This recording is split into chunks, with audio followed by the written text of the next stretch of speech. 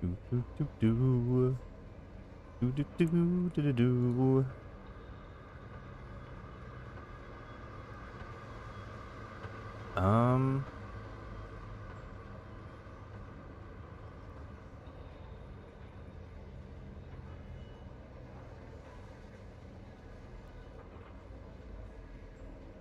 There we go. Hey everyone, I'm Cosmic and welcome to the cloud. Is there game audio or did I mess this up when I did the Deltarune stuff? Let me see.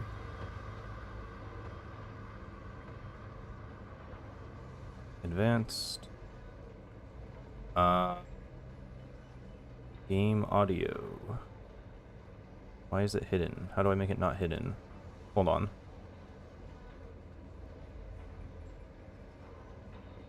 Hello, everybody.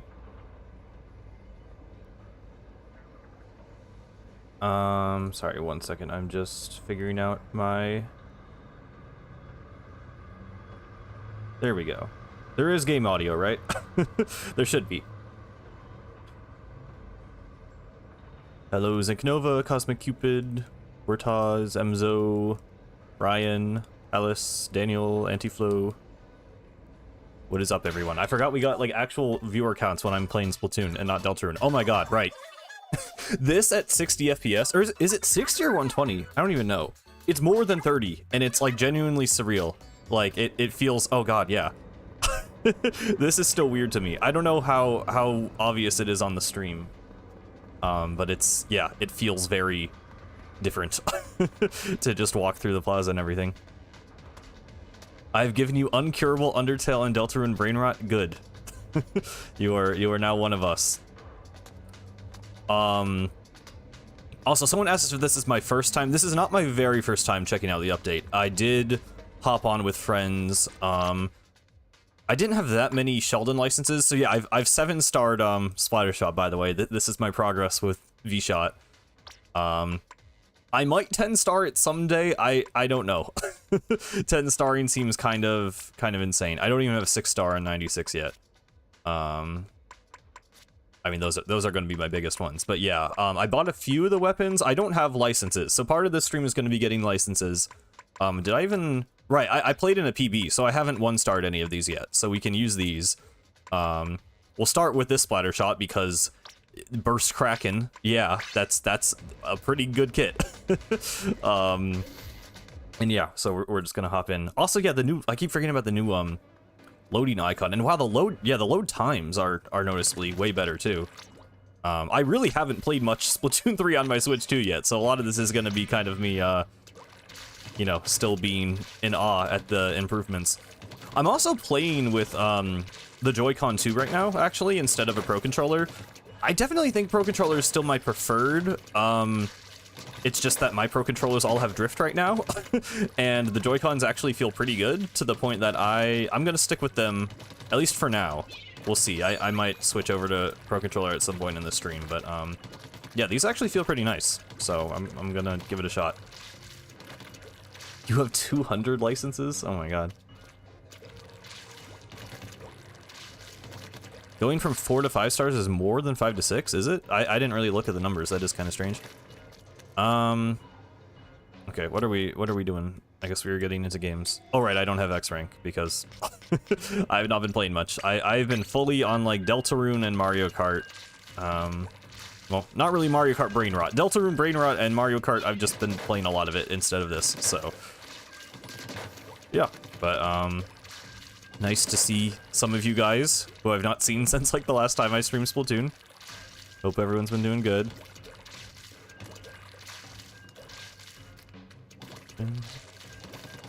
Of course it's this song. Hang on. I still have time to change the song. I don't want to listen to this song. Give me some pop and schlock. It's been a minute. There we go. We could open. I mostly just want to like try and like learn the new weapons, and I don't know. Open gives me like, it's already hard to concentrate on playing the game and talking to chat, and then when it's open, I feel like there's another like, I don't know. I prefer playing solo, I think. Maybe we could try opening it at some point, but maybe not today. should you get a Switch for Splatoon? I mean, if you're looking to buy a new console, you should probably save up for the Switch 2 at this point. Because it can, you know, it's just a better console that can also play all of the Switch 1 games. But I would recommend getting Splatoon, if you are going to buy either. I mean, if anything, it's the opposite. I feel like I'm dragging down the team because I'm barely paying attention. I don't care about my rank in Splatoon at this point, really.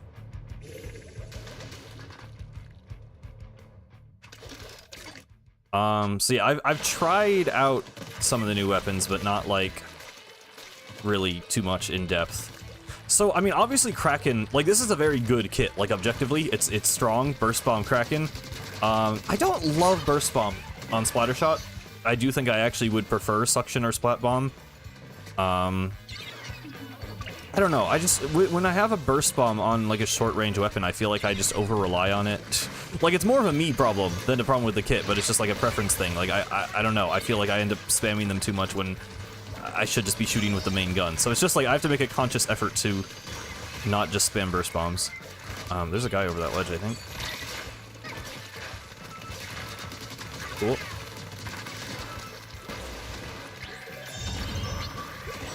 That was, we're gonna pretend that was worth it. Oh, I don't know if YouTube did that. I look at my chat through OBS, so I don't actually see it through the YouTube, like, live stream browser thing. But I hope they did, because, like, no one wants, no one wants it to display their handles. I hate that they did that in comments, too. I feel like everyone just obviously wants their display name to be the name that is displayed, so I hope they changed it back. There we go. Come on.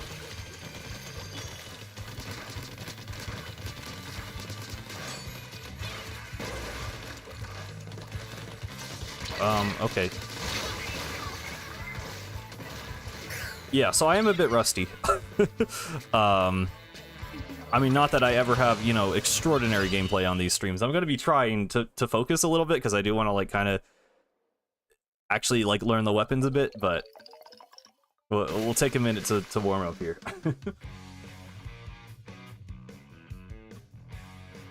Gladshot has a fun, aggressive kit. I mean, I would call Suction Bomb Trizuka pretty aggressive as well, but, I don't know. I like both of them.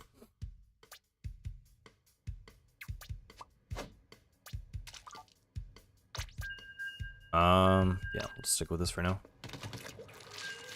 I want to try out the Splattershot Pro, too. Because that's the kind of weapon I actually want to have Tentamissiles. I feel like Splatoon 2 just put missiles on, like, I don't know, I just really disliked the, like, whatever system the devs had for choosing what got Tentamissiles. Like, I feel like Tentamissiles should be, like, on, like, E-Leader, or, like, I mean, it was on Jet, and I guess that was a problem, but, like, longer range weapons, I think, make more sense for missiles, instead of stuff like K-Shot, or, like, you know, Sploosh, or whatever, for some reason. So you know, Pro is, like, mid-range, it's not, like, an anchor, but it still feels, like, better suited for it, in my opinion. I don't know, I like that kit, so we'll try it. What's my power with this weapon? I mean, that was my first game. I played in private battles, but that was my first game of series with this weapon, so it's not going to be good, especially considering I lost.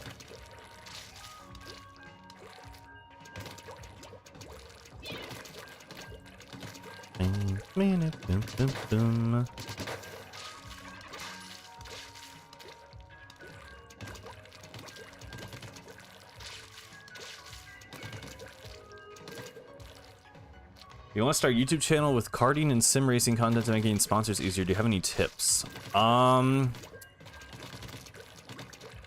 mean, I don't really do sponsors, so I don't know if I have advice specifically for that, but just for, like, starting a YouTube channel, I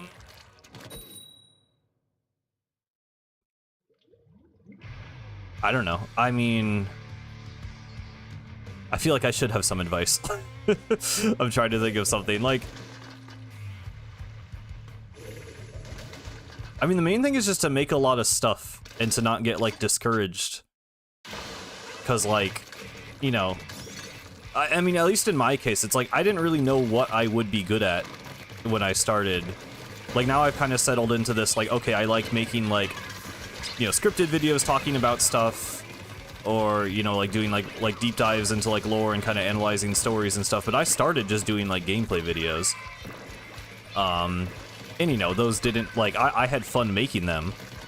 Like, you should definitely do something you enjoy making, but, like, it also was a thing of, like, okay, well, these aren't really, like, you know, my channel grew a bit, but it wasn't, like, a thing where, like, you know, part of me definitely was not, like, fully satisfied with, like, the quality of the videos or, like, you know, the response to them.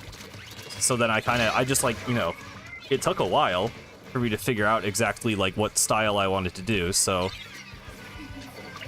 I don't know. That's the main thing, is just, like, try different things, make a lot of things, and eventually, you know, you'll probably land on something that, you know, you enjoy making and that actually, like, connects with an audience.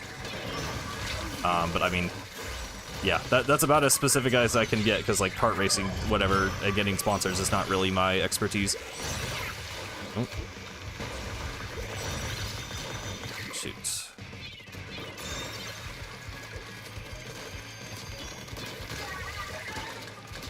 The Joy-Cons do... I mean, I think it might just be that the Switch 2 feels better. And I'm not, you know, I don't have a drifting stick, but, like, it feels good. Like, it feels... I don't know. I can't tell, like, on a technical standpoint if it is better, because I've seen conflicting information. Like, I know Dude was saying the Switch 2 does feel noticeably better, but then some people, like, ran some tests I saw on Twitter, and it's like it still technically has the same amount of input lag. So, I don't know. It feels better to me, though. And I can't tell how much of it is just placebo, or because I'm using a different controller. Oh, shoot.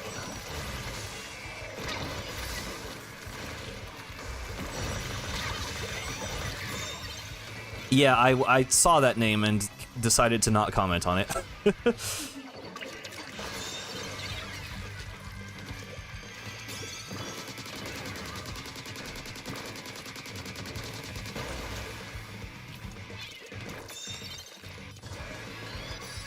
I don't know, like, I do want to play different weapons this stream, so maybe I'll go until, oh god. Until we 1 star.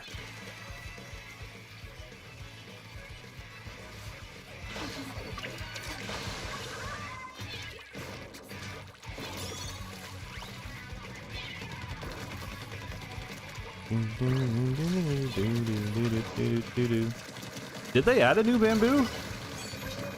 I don't even remember what they added. Like, I know some of them. I don't really... I want to like the new dualies, man. I really do. But I really wanted dually inkjet. I wanted it like 2 years ago and we didn't get it, and I wanted it this time and we didn't get it. No new bamboo. Okay, well then I will not be playing bamboo.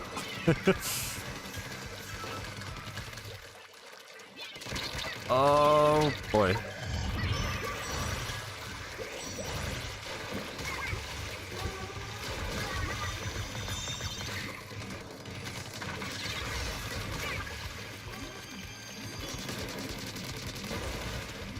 Yeah, Inkjet L3, I mean, that's cool for people who like L3, but I'm not one of those people.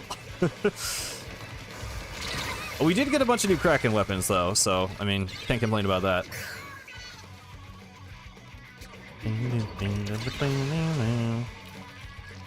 What's my sense? +5 motion, +4 stick, I think? Something like that.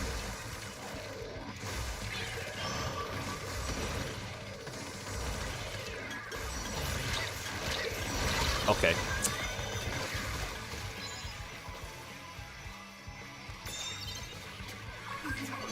I feel like we could win this one.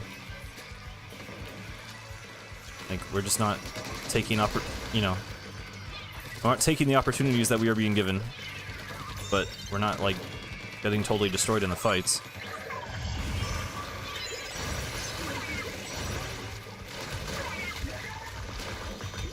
Okay, well, that was decent.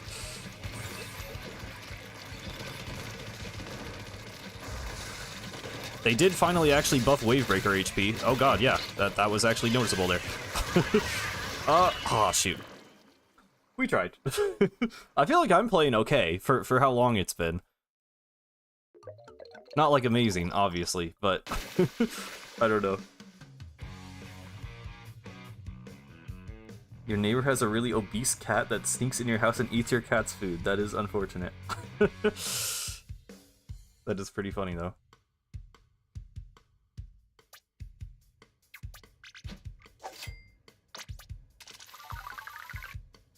Is that really still not 1 star? I know I lost twice. God, you get nothing for losing. Okay, well, we'll keep at it.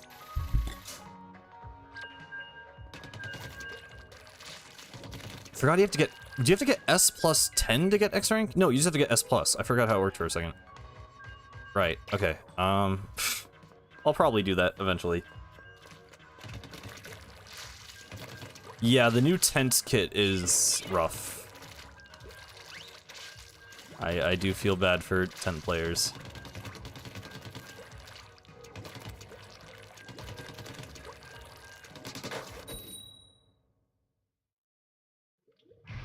Also, I know people brought this up on the Discord, but yeah, there was that weird tweet from Nintendo JP, or like the Splatoon Japan account, where they were just posting something about the like nickname system in X rank, but they posted a character wearing the fuzzy octoling boots, which obviously are not, you know, a piece of gear you can actually acquire in multiplayer. And then they deleted the tweet and reposted it with the correct boots. So initially people were thinking like, oh, this is like a pretty good sign that there might be more content coming, along with a couple of other things. But I don't know, the fact that they deleted it, I could very easily see them just accidentally like, okay, I need like black boots for this character to make them look like Ryder from the manga. And they just grabbed the wrong boots. Because like I figured they get those screenshots in like a debug mode. So I don't know if it means anything, but it has given people some hope.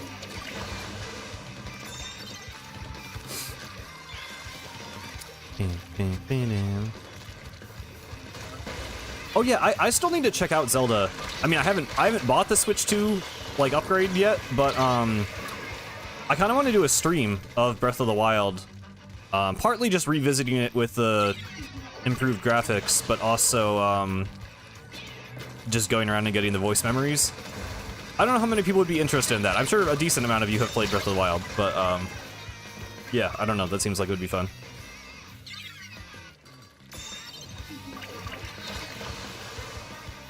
Yeah, I don't like. I feel like it's equally likely that they goofed and showed content that they weren't supposed to yet, or just goofed and showed content that will never exist. Because like the way the Octolings work in single player is that they literally just equip gear the way the players do. So like they just design, you know, boots, clothes, and a hat for the Octolings and just like equip them on them. So they are a piece of gear in the game, it's just one we don't have access to. So it's like, I don't know, it's not like they had to do anything extra to make that an equipable piece of gear for the player. Like, they could have literally just accidentally pressed the wrong button. So I don't know if it means anything. My stance, you know, on the state of the game currently is I had fully lost hope that we were getting third kits or anything else. So the fact that we got this update, you know, I am happy about. They called it a bonus update in the patch notes. So I'm not going to expect anything further. But it would be nice, you know, if they wanted to go ahead and give us some more third kits or whatever. But even like I think maps are definitely done. I don't know. It's hard to say with maps because like Urchin feels like, oh, it's like the 10th anniversary of Splatoon.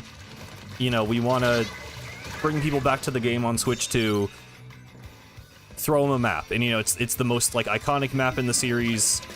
It's the first map. Like I just feel like Urchin specifically makes sense in a way that like bringing back the Reef doesn't necessarily, in my opinion.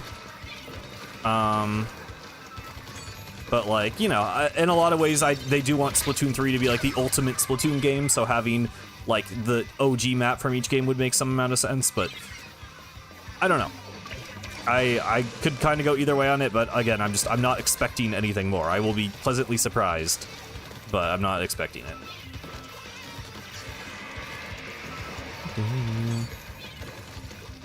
Hello, side up. Right, there was the block on Marlin too. Which, I mean, to me, that's more evidence. That's more convincing evidence than the Octoling boots, to me. It would be pretty annoying to not have third kits for like a couple weapons. That's how the past 2 games worked, though. Like, the thing with third kits is that Splatoon 1 and 2 set the precedent that some weapons would get third kits. So it was like weird that we never got any. But now that we have some, like, that's what every other Splatoon game has done. Like, some of the weapons get third kits. So it's now like, it feels equal, you know, to the other games. So if they want to go above and beyond, again, not complaining. I currently have no expectations. I don't think Moray is more iconic. Like, it is in Smash Bros, but still, like, you know, for people who don't know Splatoon, and you say Splatoon, I feel like the first thing that pops into their mind is, like, the original Splatoon E3 trailer on Urchin Underpass. You know, or, like, seeing footage of the game and people playing on Urchin. Like, that is the beginning of Splatoon. It's the 1-1 of Splatoon. So I definitely think Urchin is the most iconic, but yeah, Moray is close. Also, yeah, Urchin's in Mario Kart.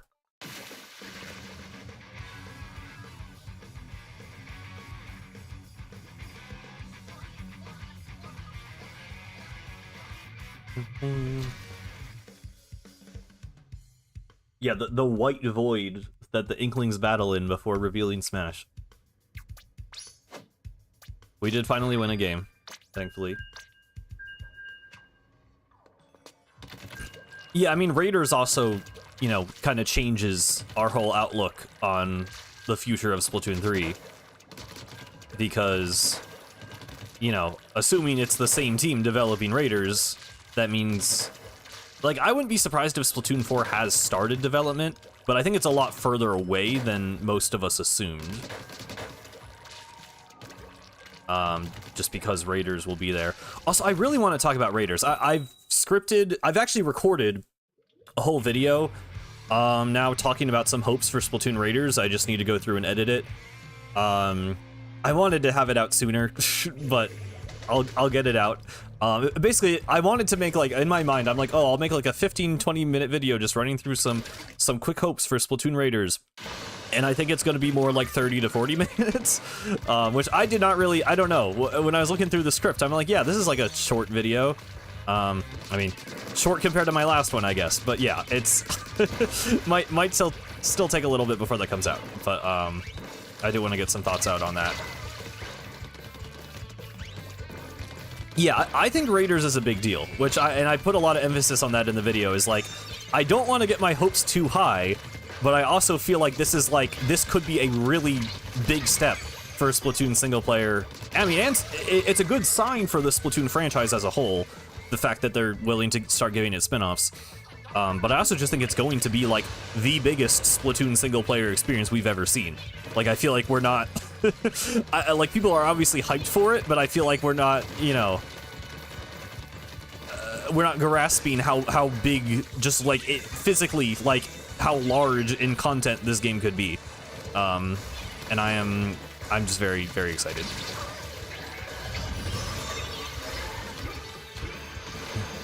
Yeah, I'm like, I don't know. I've been very let down by Splatoon before.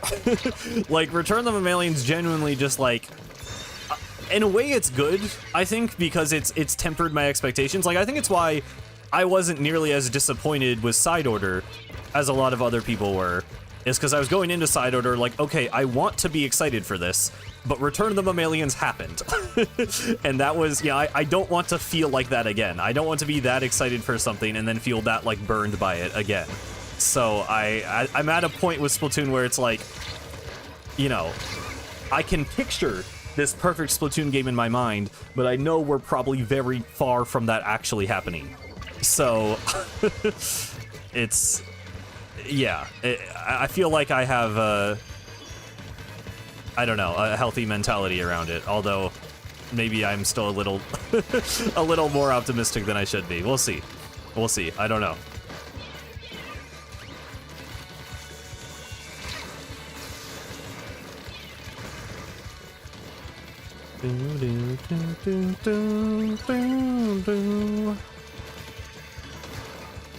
You just picked a real padlock. That's cool. Is that just like a hobby, or are you like breaking into a bank?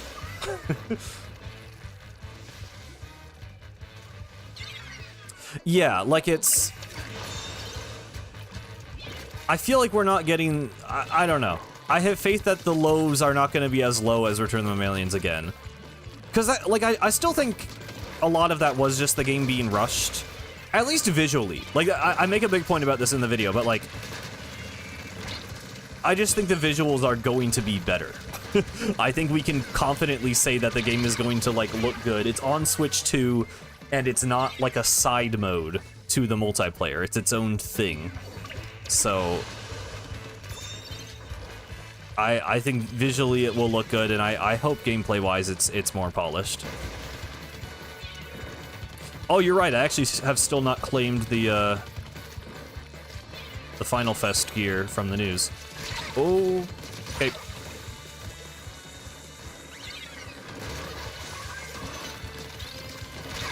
Okay, well, I threw. You got 2 months summer holidays to get good. I mean, that's cool.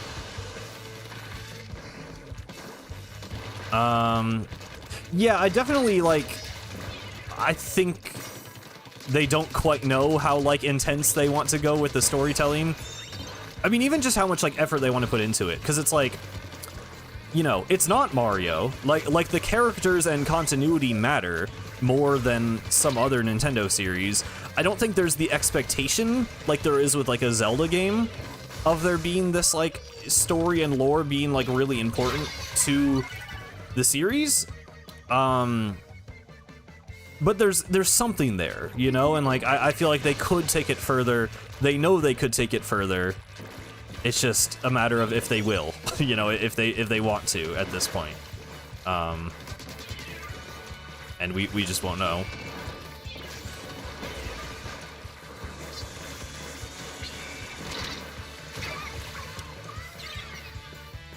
I mean, I think there's definitely room. I mean, when I say the visuals, I mostly just mean, like, it's partly fidelity, but it's partly just, you know, more fleshed out environments. You know, like, instead of just having the floating platforms in a void, you know, having, like, more actual, like, settings and environments and locations as the levels that we're playing on. But I mean, I also think fidelity-wise, there is still lots of room.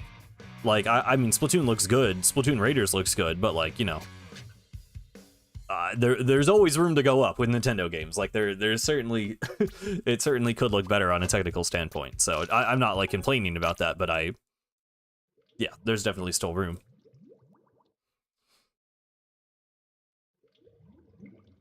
I don't think I will be 60 starring or whatever. I mean, literally, I might only ever 10-star vanilla Splattershot. Like, it takes, like, literal years to 10-star multiple weapons if you're, like, a healthy individual who ever goes outside. So I don't think that video's happening. I'm sorry to say.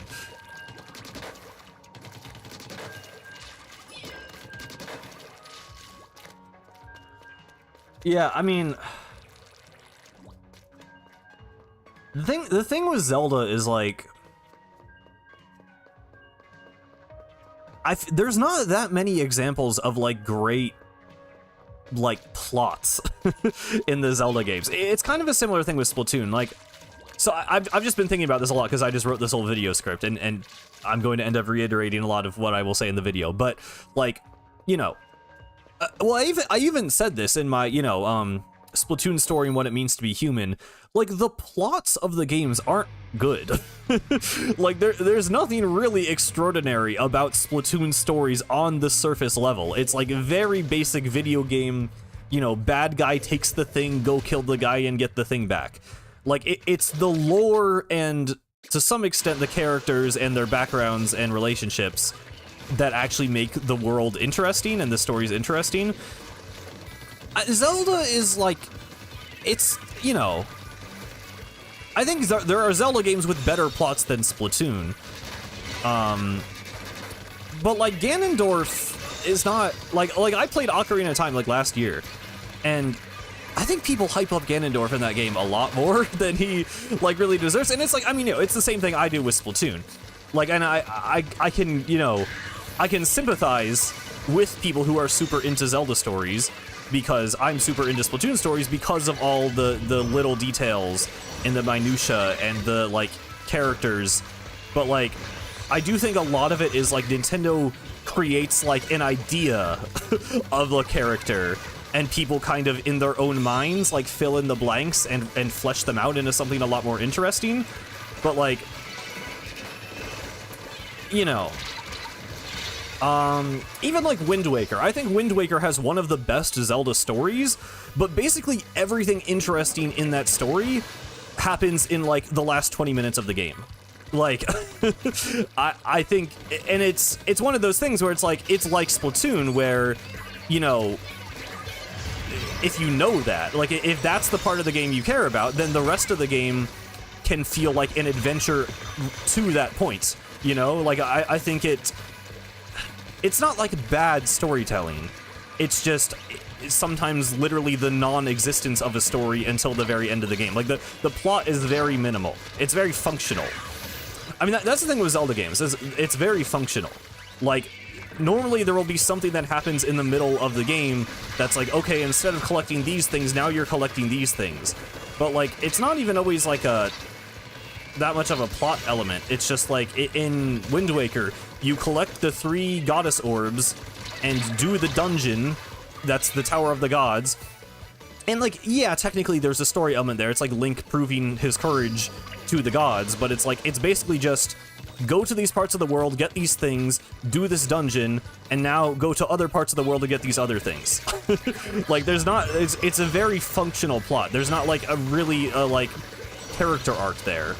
You know, it's just like, you could fill in the blanks and like think about like how Link might feel while doing those things, but there isn't anything like really explicitly put there by the game itself. And like, I don't know, I guess I don't like, I'm not saying it's good or bad, it's something I'm kind of trying to figure out myself, but like, it's just the way Nintendo does stories. Like, I just don't know how complex of a narrative we would ever get in Splatoon. Like, I want there to be I want there to be more, but I feel like it's just like they don't tell stories the way other people do. And it makes it hard to predict, I guess, is part of it. But yeah. I don't know, a single person who plays Zelda for the story or lore? I mean, maybe not the modern games so much, but like people definitely do. I mean, in the classic 3D games, that's like a huge part of their appeal, I think.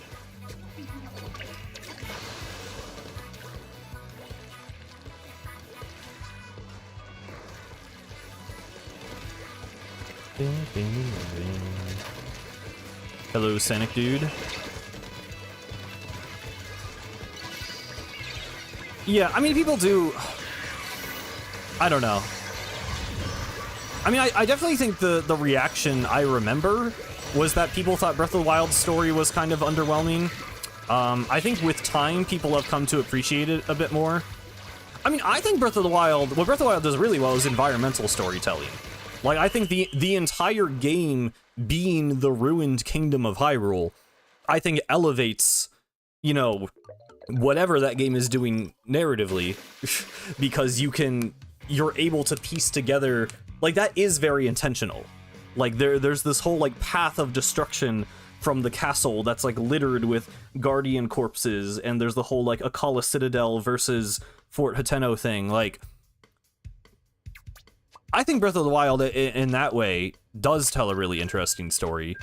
And then Tears of the Kingdom just doesn't at all, really. So, but like, you know, even then, like, other Zelda stories were a lot more explicit with, like, you know, having a companion along with you who, like, grows over the course of the story.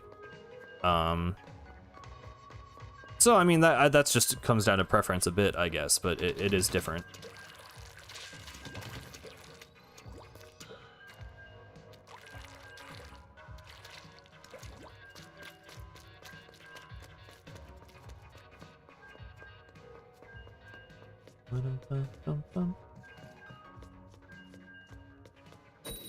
There's something you said for a story with more negative space than invites you. Yeah, I mean, like, it's always, the thing I'm always going back and forth on is, like, does Nintendo actually want us to do that? Like, in Breath of the Wild, I think they do. In Breath of the Wild, they've explicitly said, like, we want players to just kind of fill in the gaps and, like, imagine how things happened on their own. But with, like, I don't know. I think sometimes it's just a case of, like, Nintendo just doesn't write the story, so then fans who play the game are like, you know, it's hard to determine when it's intentional and when it's just them not putting in the effort, I guess, to, like, have the game have more story. I don't know. And there isn't, like, an objective right answer to that. I mean, I think for different people it can, you know, maybe it doesn't matter. You know, maybe, I mean, you just go, you know, death of the author, like, maybe Nintendo doesn't care about story, but I do, and that's fine. It's just, I don't know, I think it's interesting. I think it's different than something like Deltarune, you know, which I guess has been on my mind a lot lately, where it's like there is a very explicit story being told, and basically all of the gameplay, you know, serves to aid the storytelling, or is, you know, storytelling through gameplay mechanics. I just think it's interesting to think about.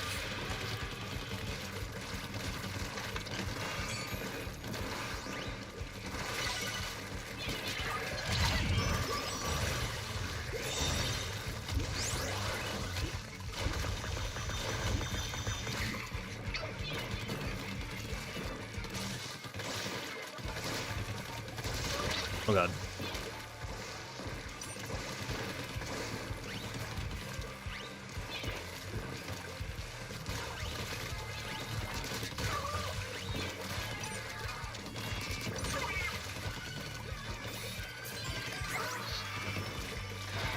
Cool.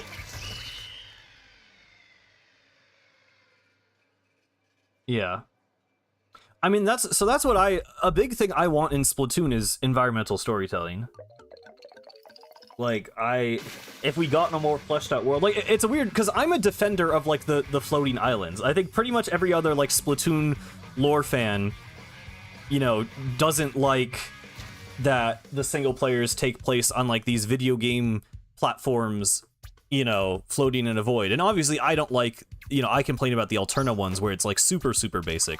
But I think it works as an aesthetic when they actually, like, kind of attempt to make it make sense or, like, look like an actual environment. But, you know, if we did have, like, a fully, like, I don't even want, like, an open world, but, like, more like open zone type of thing where we had just, like, big areas with little details scattered everywhere. Like, that would be so good. that would be, like, I just think there would be a lot more there to actually, like, genuinely think about and analyze, and it would feel like the developers were actually trying to, like, you know, I don't know. To me, intention does matter a bit. Like, I get the mentality of, like, death of the author, and I respect it, but, like, I guess to me, a part of, I don't know, I'm always interested in, like, why things are the way they are in a story or in like a game, so I don't know. I would love to see more examples of that in Splatoon.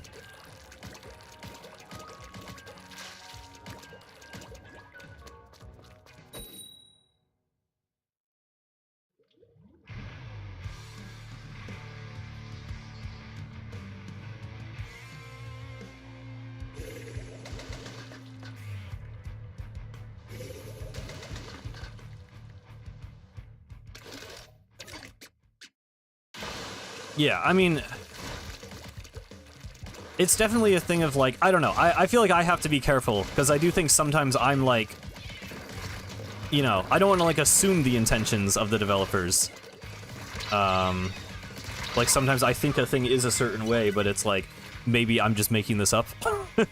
So, I don't know. At least as someone who makes, like, videos about the lore, that's something I've been trying to be more conscious of.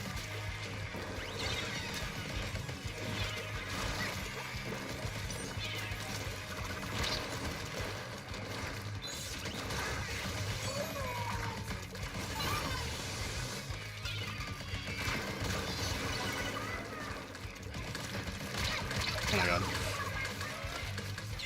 Yeah, I mean, for me, it's just like, I talked about this a ton during when I, like, replayed the campaigns, but, like, in Splatoon 1, there's actually, like, little, like, hover tech, you know, like, stuff on the bottoms of the platforms and whatnot to, like, make it actually look like it's, you know, the same, like, tech as, like, the UFOs and whatever. So it's like, if there's something there to actually imply, you know, there's a reason for why there's just this floating video game-esque platform. Like, for me, that can be enough. But then, you know, you have... I still think the abandoned station from Octo Expansion is, like, the pinnacle of Splatoon environments in terms of, like, them being grounded and feeling more like actual places. Oh, just saw that guy fall. I would really, really love to see more stuff like that, and that's what I'm hoping we get from Raiders. You know, on some level. I know the whole game probably isn't going to be like that, but I want more, like, grounded environments. Just because there's more room to, you know, to add details and stuff.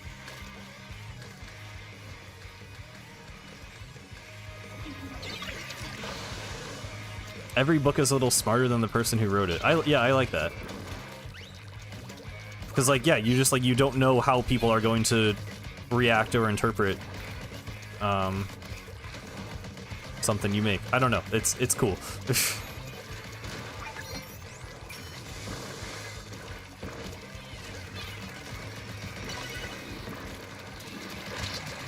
I actually thought that guy might have died to the screen for a second, but they did not.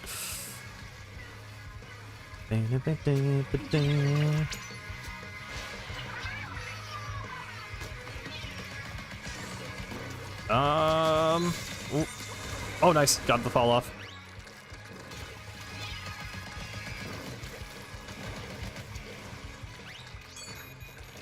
Yeah, enemy design is also something I talk about in the video. I really hope the combat feels fresh. Because, I mean, you know, I mean, you guys know if you've been around here, if you watch the streams of my level ranking video, but yeah, like, I'm done fighting Octo Troopers, man. We've done enough of that. Give me something new. We really need to mix it up a bit.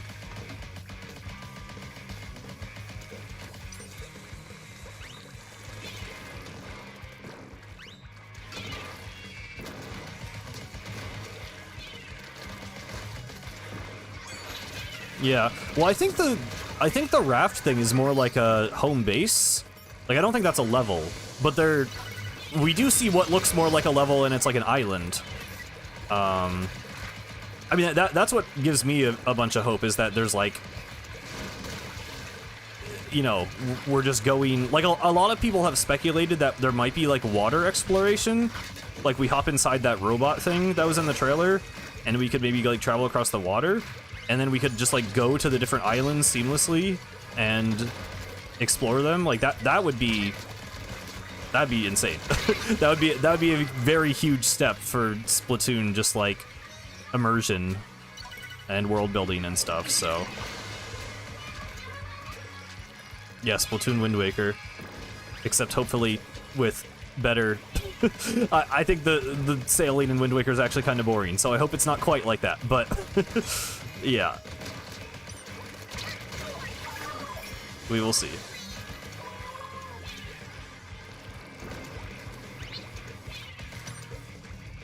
Yeah, I'm worried, because weapon crafting is also something I think might be a thing, but I'm you know, I don't just want it to be side order again, where you just, like, slightly buff your weapon to turn it into other weapons from PvP. Like, I want, like, genuinely, like, new mechanics.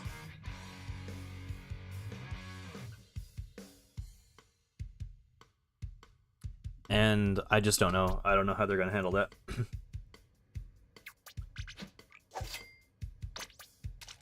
Yeah, I mean, to me, the enemy design is maybe more important than, like, weapon design. Or, like, weapon customization. I just want enemies that take, like, I said in the video, like, I think something almost like the boss salmonids, where there's just, like, more of a specific strategy to take them out instead of just, like, shoot at them. I think, could be interesting.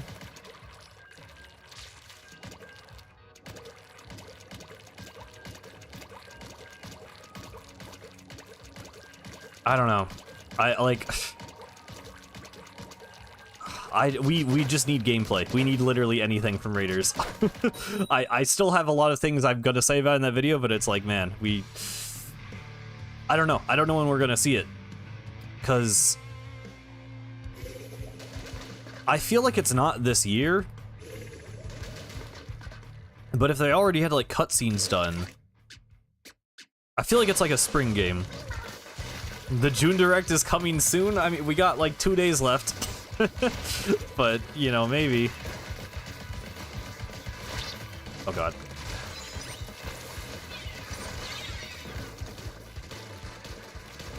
Yeah, the super slow Octotrooper shots. I just want more HP, too. Just give enemies actual health. Like, it's why I, whenever I play Splatoon 1, I don't upgrade the hero shot, because in Splatoon 1, they actually make it weaker. Like, I'm pretty sure, I don't know the exact, like, values, but I'm pretty sure in Splatoon 2 and 3, the only upgrades to the hero shot just make it more rapid fire. But in Splatoon 1, it actually does less damage. So, like, there are actually times where it can, like, take some amount of effort to, like, shoot a Twinticle or whatever, and it doesn't just instantly get melted. And for me, that's so much more fun. Like, I like that little extra bit of, like, tension. I really wish Octolings also just actually had 100 HP, like players do in online battles, because they've just always felt way too easy to kill. I just, like, a little more HP, it just would make them so much more fun. That's laggy, yep.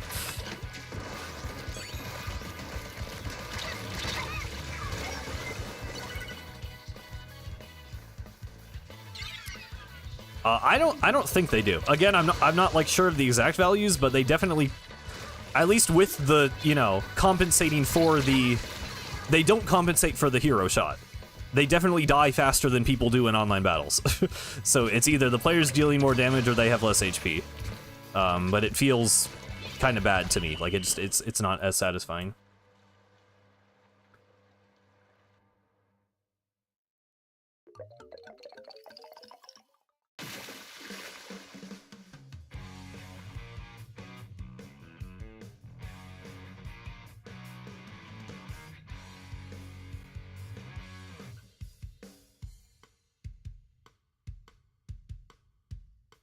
I mean, I don't think they would shadow drop a Raiders trailer and then shadow drop another one. I think it will be in a direct.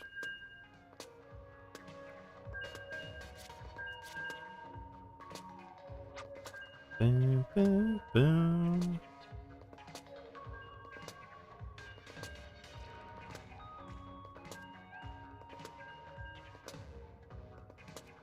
Yeah, that's another thing. A lot of this is stuff I mentioned in the video, but yeah, I really want new movement options. I want them to make the platforming feel really fresh.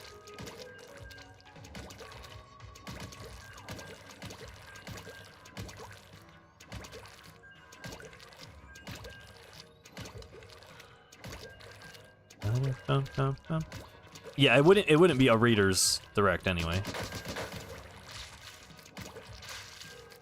I'm definitely more excited for Donkey Kong after the Direct. Like, that was a good Direct. They actually showed a lot, and it, like, you know, I think it changed everyone's impression of the game a lot. I'm still, like, slightly iffy on it. I don't know why. Something about the destructible terrain mechanic is, like, kind of not appealing to me. Like, I think it will be fun.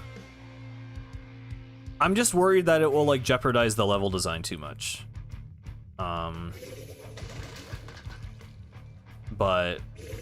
I'm definitely gonna play it, like, day one. So, it looks good enough that I'm interested. I just have some doubts about it. And the whole young Pauline thing, I don't dislike it. I maybe dislike the voice acting a little bit. I don't know. It's just kind of weird.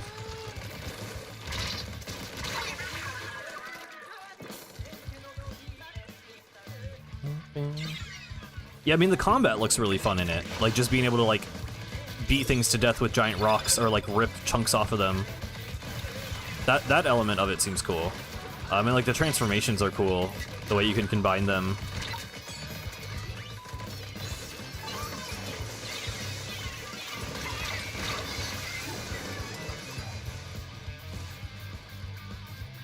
Well, I'm like a 3D Mario guy, and Donkey Kong seems to be coming out in place of a 3D Mario, so I kind of... part of me sort of does need it to be peak gaming. I don't know. That's the, like, I would be a lot less lukewarm on it if it, like, it didn't feel like it was here instead of a 3D Mario game, and it was just its own thing. But, like, to me, it just feels like it's Mario's 40th anniversary, and we're getting a Donkey Kong game. And it's like the longest gap we've ever had in between 3D Mario games. So, part of me is a little salty, I guess. But I do think I'll enjoy it.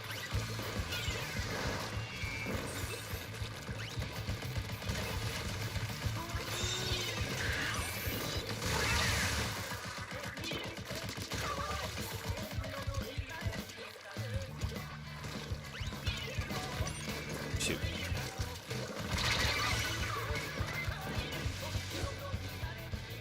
The max amount you can super chat is the same amount that the Switch 2 cost you. That seems like a lot, actually. Why would you... I cannot imagine someone donating that much on a stream.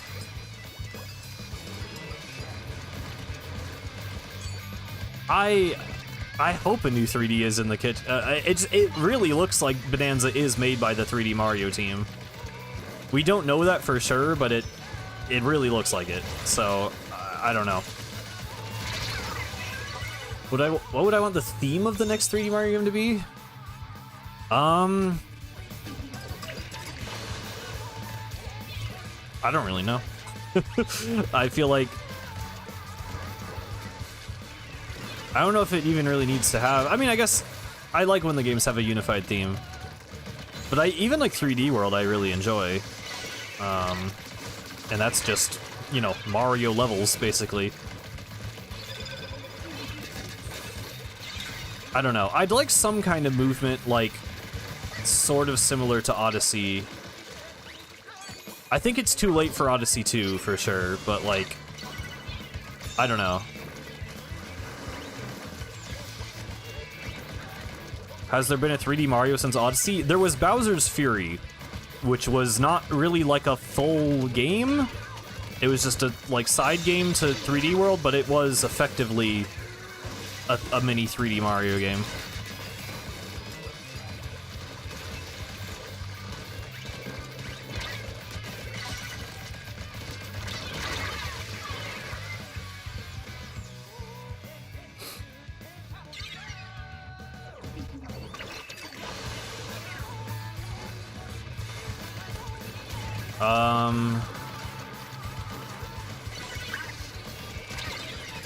Do some kind of, like, a curse that made Pauline a child?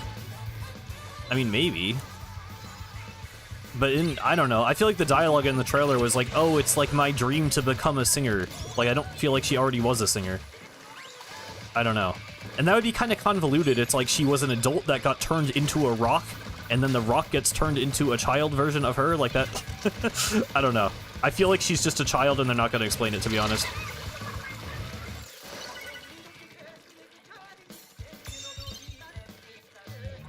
Yeah, I mean, I think Bowser's Fury was them testing the waters. I would call it more than a tech demo, but yeah. A lot of people were saying like, oh, is this like the blueprint for the next 3D Mario? And then that game never happened, so I don't know. Well, it doesn't make sense that it's in the past because Cranky Kong and Diddy Kong are there. And they're, you know, they appear to be the same age. And also, it's like, I don't know, there's like some conflicting lore. I guess Rare said that Cranky Kong was the original Donkey Kong from the arcade games, and like modern Donkey Kong is his own character, but then like, it was just Rare that made that up. It was never Nintendo that officially said that. But if that was true, then it wouldn't make any sense that Cranky Kong is an old man and Pauline is a child. So I have no idea.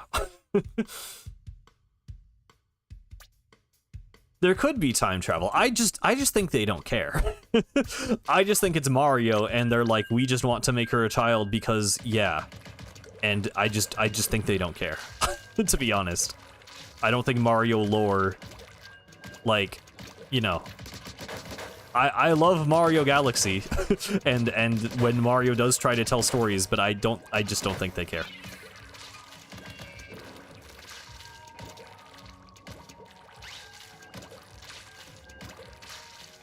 I also, like, I know a bunch of people are like, oh, it's like a prequel to Odyssey because then she'll name New Donk City after Donkey Kong, but I feel like I remember there being dialogue in Odyssey that, like, implied that she still got, like, kidnapped by Donkey Kong.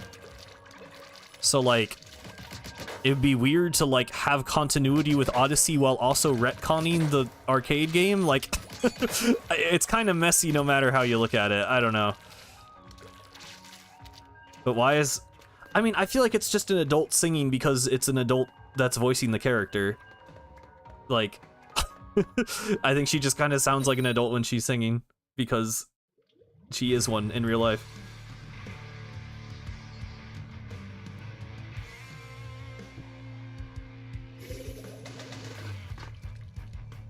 The dating sim moon. That's one way to describe it.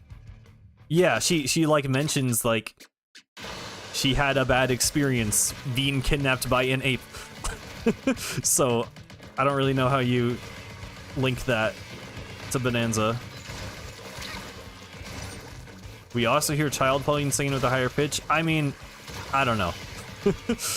maybe they'll do some shenanigans. I don't really have much interest in predicting the story, to be honest. I do like the music, though. I think more vocal tracks in Mario is cool. I don't like voice acting. I don't really love, like, at least until Nintendo gets better at voice direction, which I don't know. There was some weird line reads in the Direct, and I've gone in this like whole, you know, it's not, I don't know, maybe not a rant, but I've talked before about how I don't really necessarily always love voice acting in video games. And I don't really think a Donkey Kong game needs voice acting.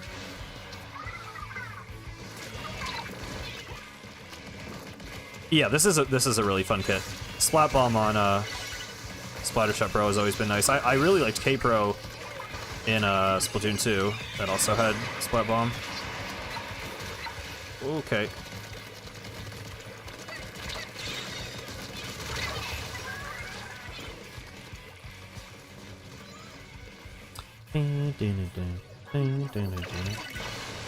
Well, yeah, but that's what I'm saying. Even if it was Cranky Kong, then how is Cranky Kong old in Bonanza and Pauline is a child?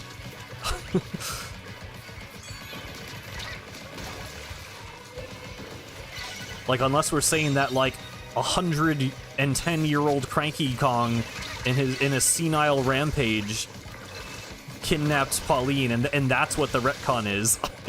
He wasn't in a big ape form. He was his old, wrinkly, you know, chimp form and kidnapped her. I don't know about that.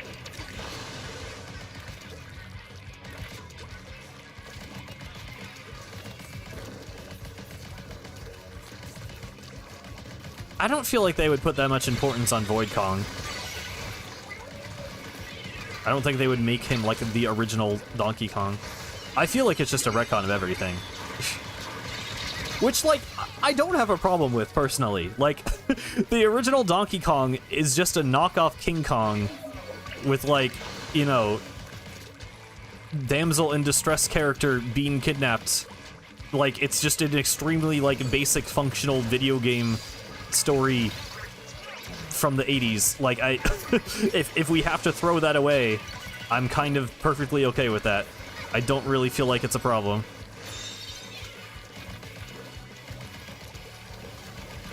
I guess, if anything, then me down a player I feel like would be less of a reason to lock in, but I guess we are losing. So, yeah, that'd be embarrassing.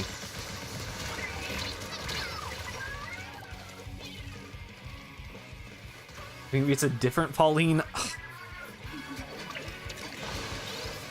I just don't think they care.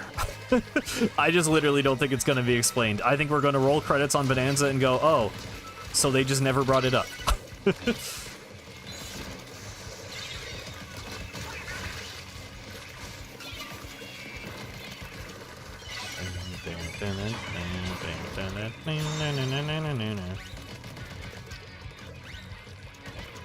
Can you stop? What? He ran onto zone after I missiled him. Thank you, I guess. Oh, I'm out of big. Gotcha. Man, it feels good on Switch too, man. It feels good. I think there is a difference. I don't think it's just placebo.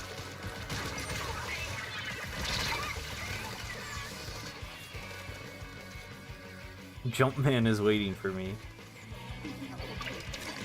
Yeah, I feel like they would have said something. Like they would have been like, Pauline from the past has to get back, because she's not trying to like get back to her timeline. She's just trying to get to the surface.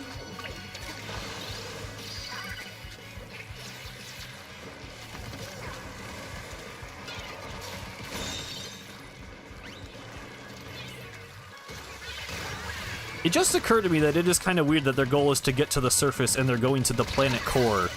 I know it's like going to the planet core like grants any wish or whatever, but like, would that really be easier than just going up?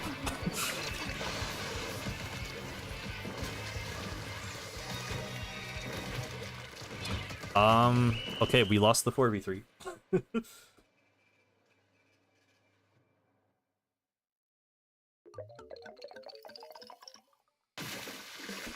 Yeah, we're gonna get a fallen hero timeline, an adult and child timeline for the Mario series.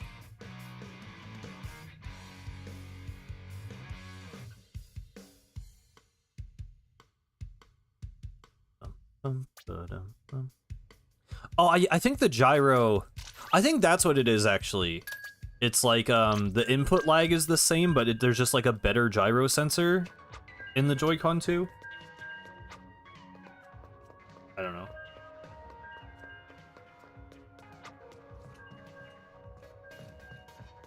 I should have locked in. I'm sorry.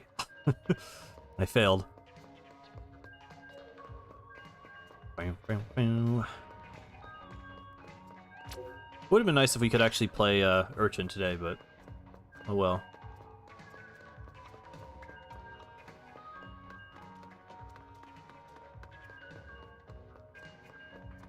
I'll probably stream Donkey Kong. I don't know if I'll stream my whole playthrough, but I'll probably at least stream it like when it comes out. They would have understood the importance of discussing DK lore, exactly.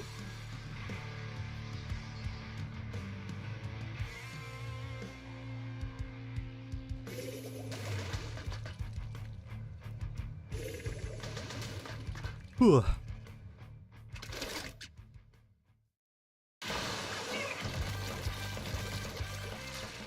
The Mario and Luigi games have a bit of continuity.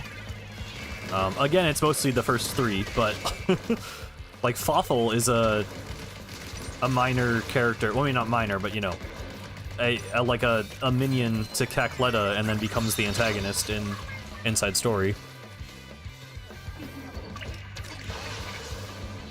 And there's other little references. Even Brothership has a couple of little references. It's not, I mean, not like, you know, plot continuity, but there's at least like, you know, some of the reefs are in the shape of like old characters and stuff.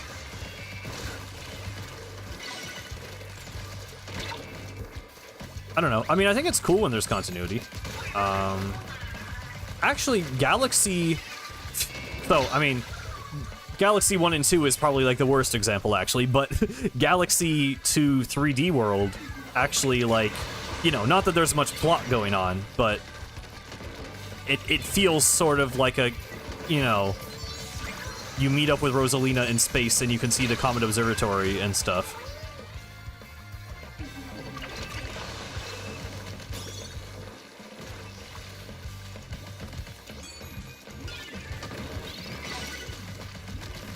Yeah, I don't know enough about Zelda lore to, like, debate timeline placements.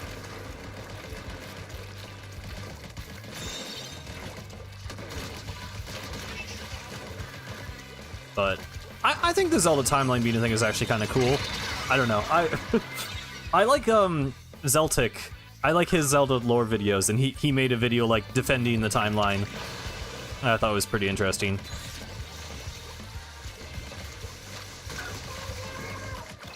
And I did really like how like Wind Waker is a direct sequel to Ocarina, and actually, like, you know, the events of Ocarina actually feel relevant. Which is kind of cool.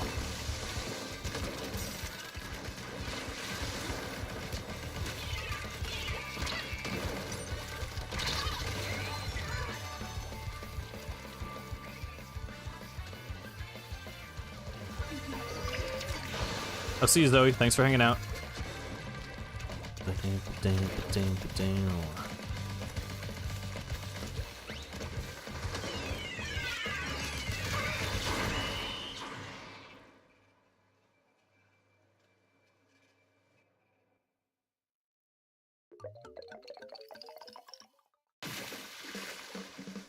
You've nearly played them all, but you've only beaten like 2. I love Twilight Princess. It's definitely my favorite of, like, the classic ones. It might just be my favorite period. I don't know. I really like Breath of the Wild, but something about Twilight Princess just, like, hits different for me. I really, really liked playing that game. Skyward Sword I did give up on. I need to try that game again someday with, like, the Switch version with no motion controls, because it was just the controls that really turned me off of it. And how long the tutorials are.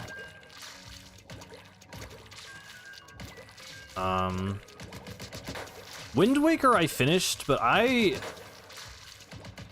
don't want to make people mad. I think Wind Waker's, like, kind of overrated. I don't know. I have a lot of things I don't like about Wind Waker.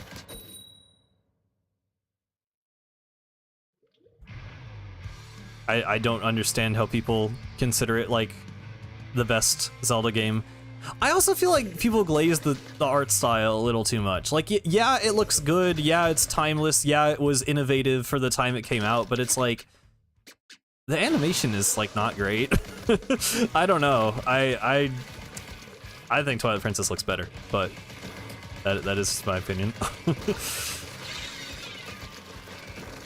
Oh, okay. Nice splat bomb. Oh my god. I feel like I've been stuck in ink for the past, like, 5 minutes. There we go.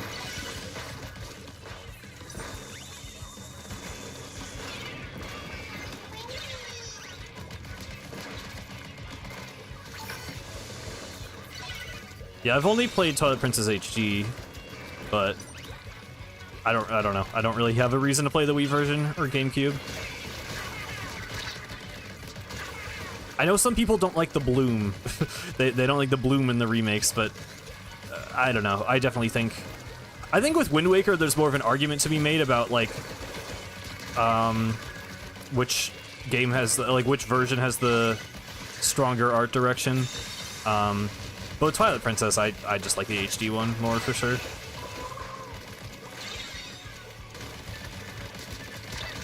Yeah, people... That was the whole thing with Wind Waker, is people really didn't like it when it came out, because it was like... It was all the kids who played Ocarina...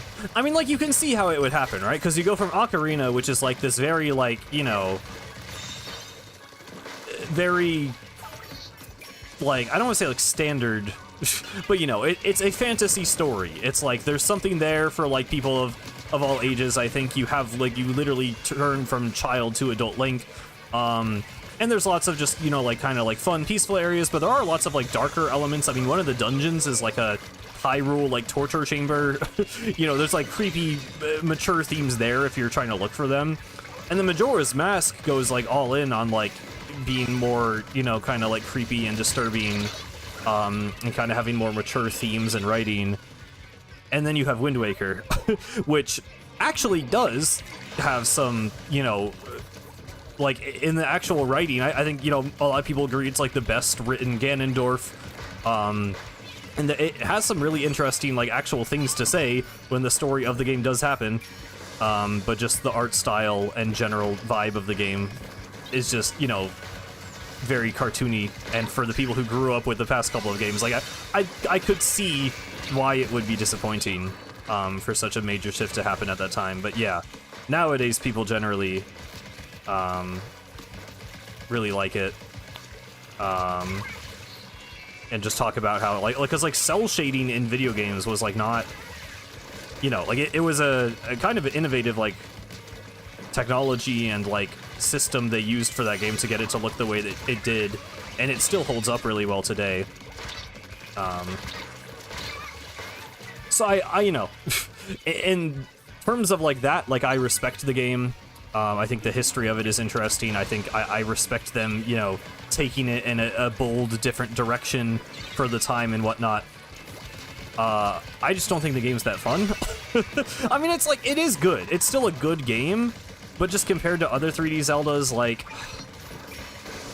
it was like, it has less dungeons. You can tell it was rushed. It relies way too much on its combat system, which I just don't find all that interesting, to be honest. I think a lot of the music is honestly, like, there's a couple of, like, really, really good tracks, but, like, overall, it's not one of my favorite soundtracks.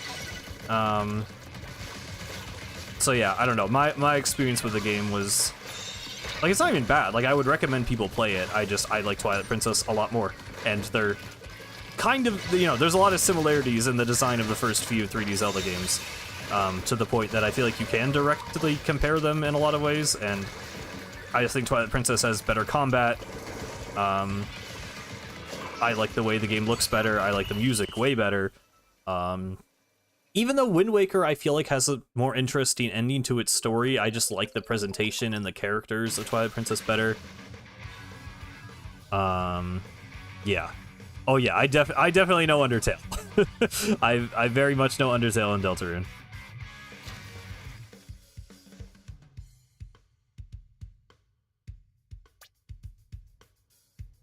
Yeah, I've gone on the Tears of the Kingdom rant a lot of times. Tears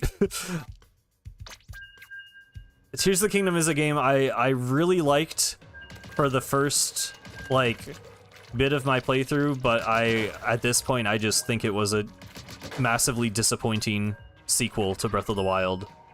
It does some things well, but I don't like it as much. And I really dislike how much it reuses of Breath of the Wild.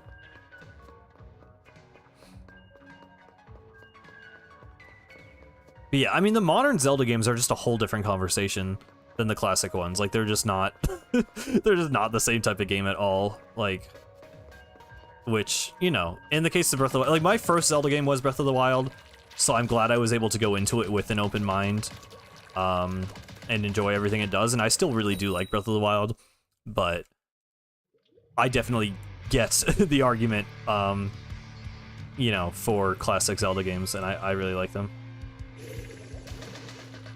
I remember you, Green Gamer, yep.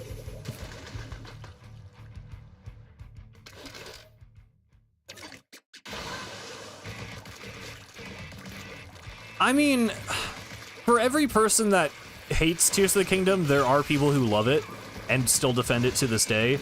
So, like, it's not, I don't know, it's hard to say it's a bad game. I just think it's divisive.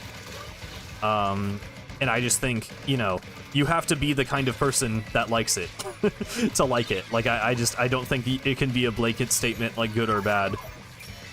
I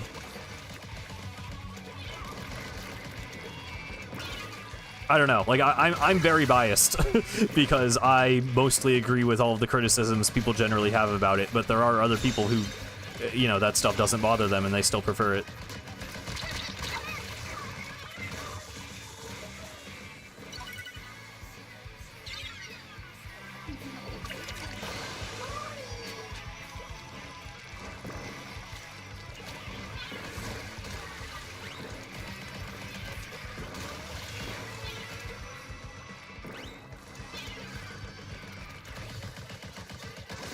The story of Tears of the Kingdom sucks, though. I will say that that's something I have to put my foot down. Anyone defending the story, I don't know, man. Like, there's elements of it that are okay,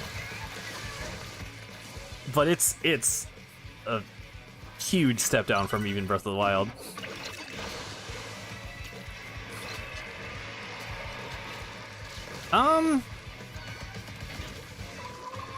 Maybe story-wise it's kind of comparable. The gameplay issues are very different between Return of the Mammalians. Like, that's a whole other thing.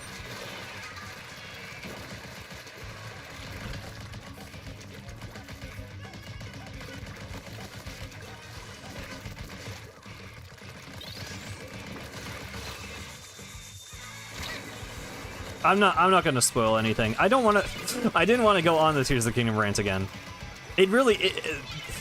That is another thing, or that is one thing it shares with Return of the Mammalians, is you don't want to get me started talking about it, because it's hard for me to stop. But yeah. Can someone explain The Legend of Zelda to you? I mean, it's a fantasy series where you play as a guy with a sword and you kill monsters. And in the modern games, you explore a big open world. In the past games, it was more about solving puzzles, and going to different, like, set-piece areas.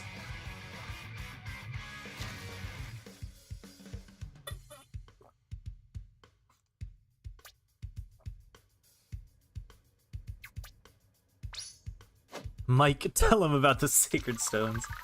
Or they're not even the Sacred Stones, they're the Secret Stones, which is still stupidest name. You're not that unknowing of it? Well, I don't know how to...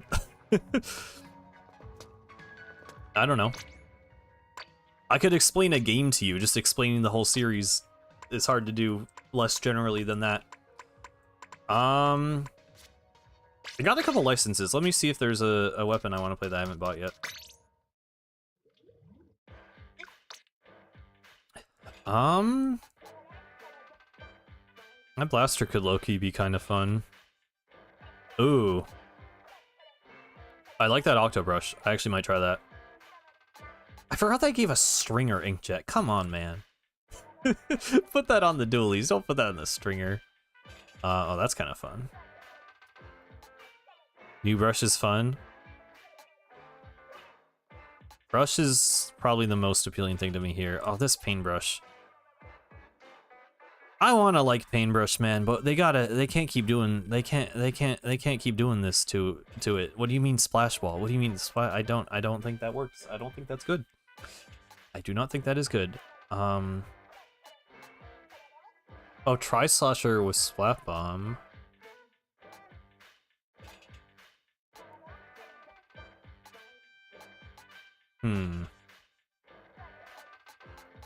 I don't think I'm like ever playing this 96, by the way.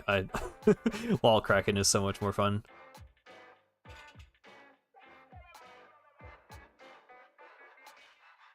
Yeah, I'm definitely buying the brush.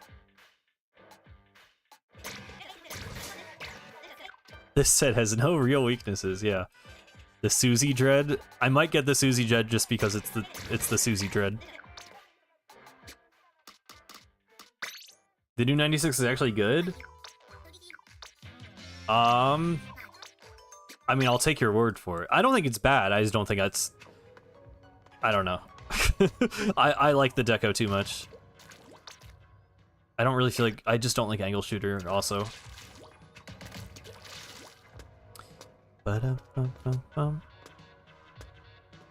Getting into Undertale and why is the story so weird? I mean, yeah. It's quirky indie RPG. I'm gonna run to the bathroom really quick, and I'll be right back.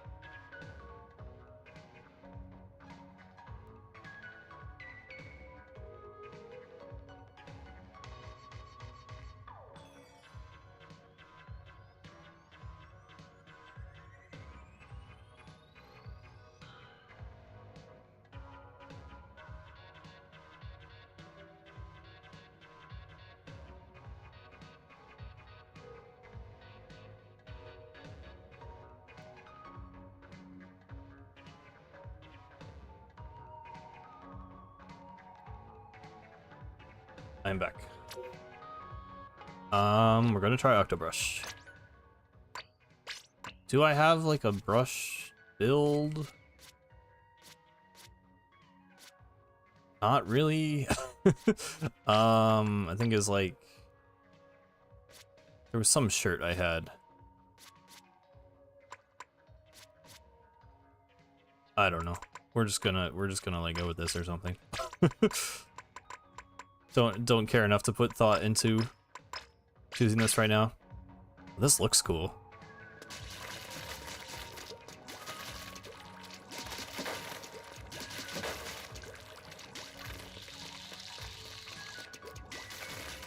My outfit that I have works.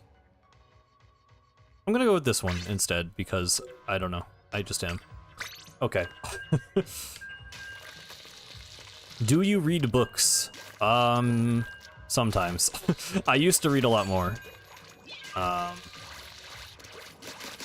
My sister has been trying to get me on reading.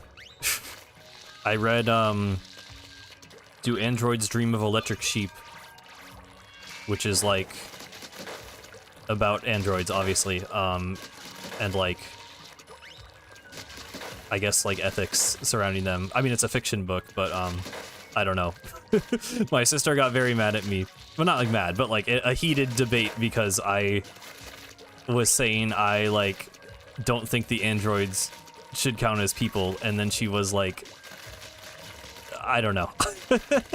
My argument with that is always just like, there's always just like this assumption made that like we just will be able to like, you know, make artificial sentience, and I just don't think that's, I don't think it's possible the way the book presents it. But yeah, I I don't know if we want to get into that on stream, but yeah, that's the most recent thing I read.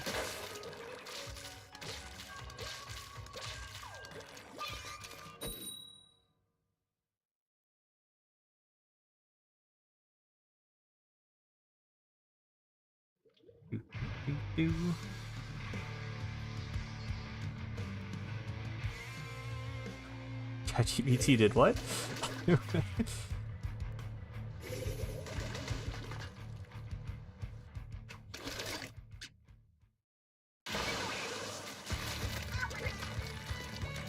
And then she also got me Brave New World,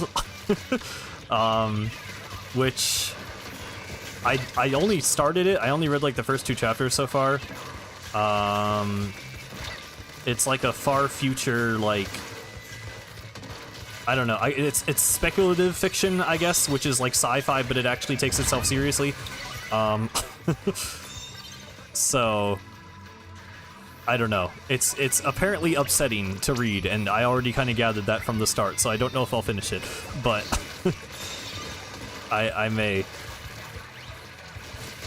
Ooh, got it. Oh my god. Hello, Dark Master, welcome.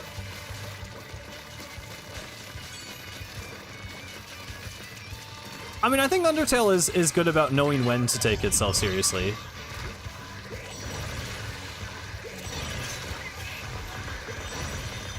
But a lot of, you know, a lot of it is just goofy and funny. Bang, bang, bang.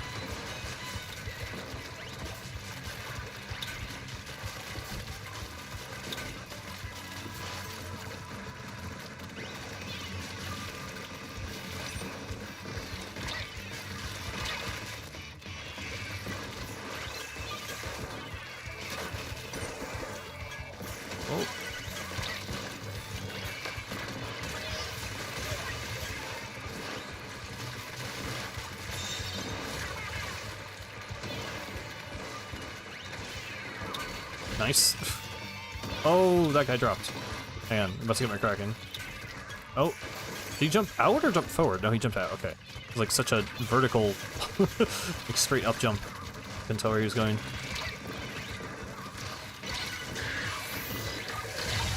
I should do this more often? Great stream? Oh, well, thank you. I mean, I normally do this once a week. I just, Deltarune sidetracked me a bit.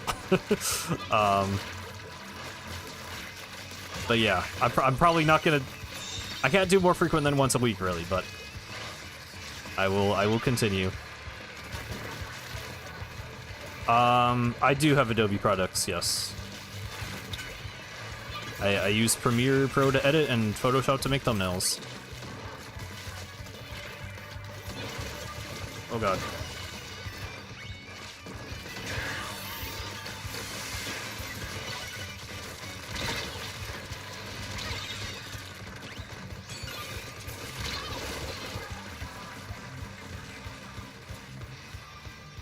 Yeah, it is crazy.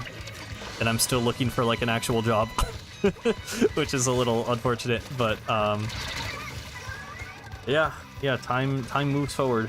It's crazy. You've never seen me streaming before today? I have been a little, like, I haven't been inconsistent. Well, okay. Recently, I think I streamed like Sunday last week and Friday the week before that. I normally try to always do it on Saturday. So I've been a little inconsistent, but I have been streaming once a week, so I don't know. Hire me to make thumbnails, no experience, and uses MS Paint. I mean, that probably targets a certain audience.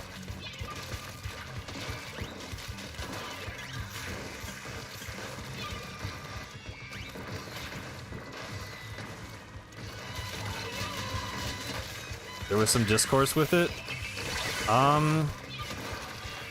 I mean, there is like a generative AI tool in Photoshop, I think, but I think it actually just uses stock images.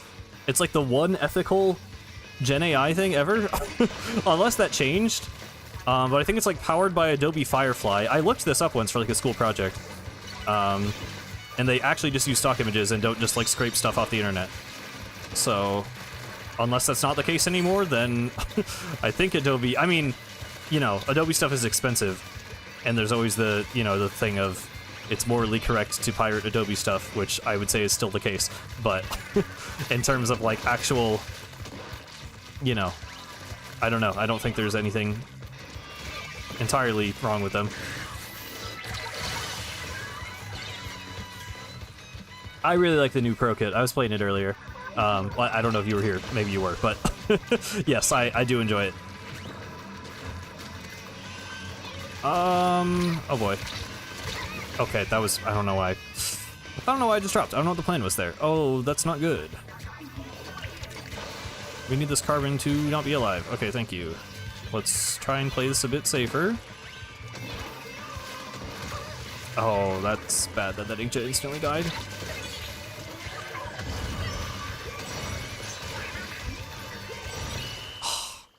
I couldn't... I feel like I had to crack in there to live, but then I couldn't paint enough.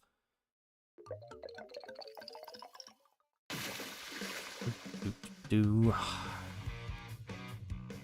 Photoshop is just 20 a month? Oh yeah, okay, that's not that bad then. Do I know YouTube Creates? I've not heard of that. Yeah, I mean, there's definitely cheaper options. I'm not necessarily saying people should go and get Premiere Pro if you're just starting out, but it works for me, so I'm set.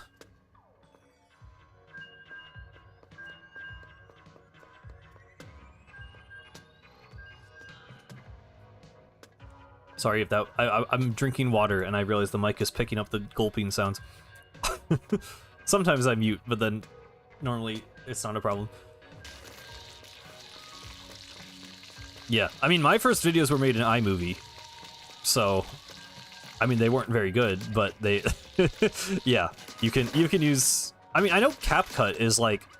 People actually make some genuinely really impressive stuff in CapCut. The only real problem is like it has the watermark at the end, but if you figure out just how to trim that out, then you can actually do some decent stuff with that.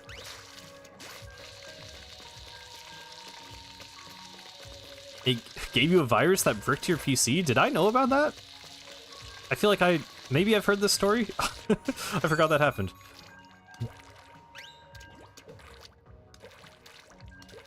I'll see you, Team Titan. Thanks for hanging out.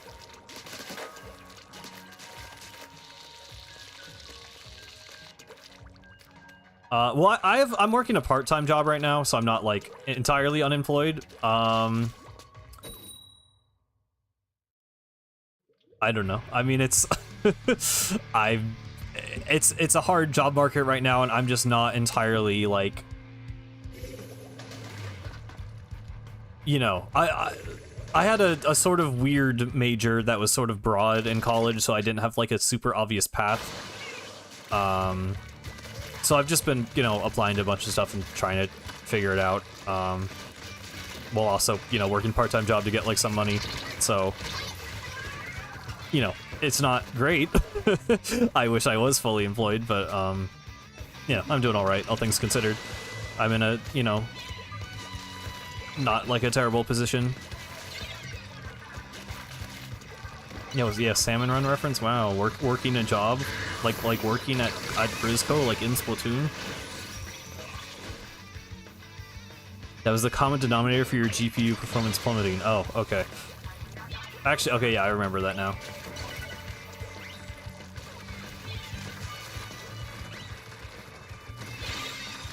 Yeah, I mean, I would imagine it is very easy to remove the CapCut watermark, but you still see it all the time, so it's like, I don't know. I mean, obviously I am a you know, video editor, so it probably makes sense that this would annoy me, but it drives me insane when people do like you see like an iPhone screen recording and it ends with them like flipping up the control center and ending the recording. It's like, dude, just trim it out. Just trim out that last part of the video. Please.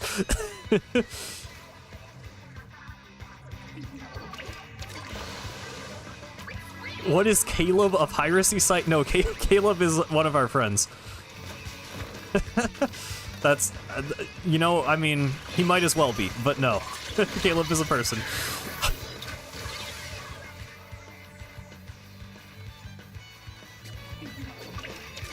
No, he is a piracy site? Yeah, I guess so.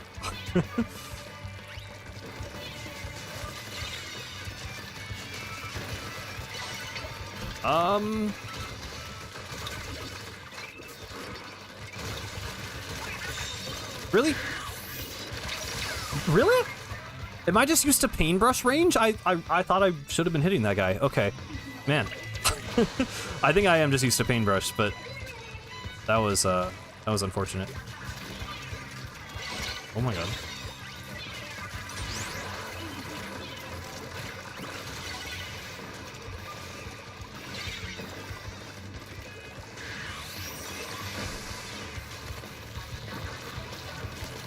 What the? Okay. They just fast fell into the water.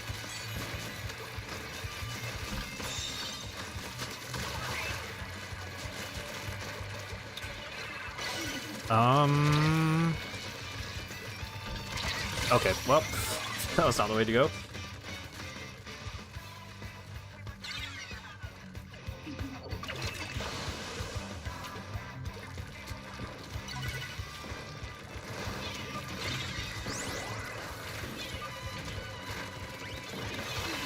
Okay, the point sensor and screen spam is not the most fun thing in the world to deal with here.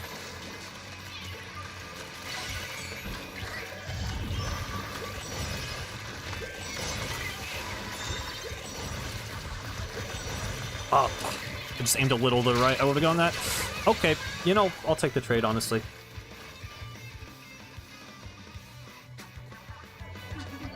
I mean, without the, like, ableism issues, I actually kind of like splatter color screen. I think it's kind of, like, cool as, like, a thing you have to avoid. It definitely probably should be, like, transparent for your own team, because it blocking your own team's view is kind of stupid, but I'm not a hater of it in concept. It's just, yeah, obviously with it, you know, it had the, initially hurting people's eyes and now still hurting people's ears and some people's eyes probably. It's, yeah, they should definitely fix that.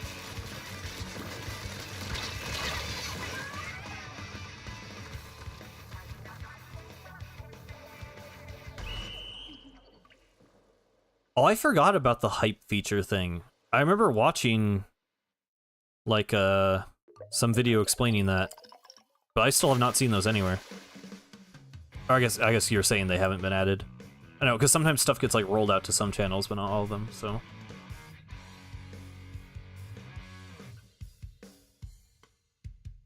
I appreciate the sentiment though, Green Gamer. Yeah, I mean, it's still not like my favorite special or anything. But I think it's... I don't want to say overhated, because there's obviously very valid issues with it to hate on, but, I think if it didn't have the, like, audio effect, then it would actually be kind of cool.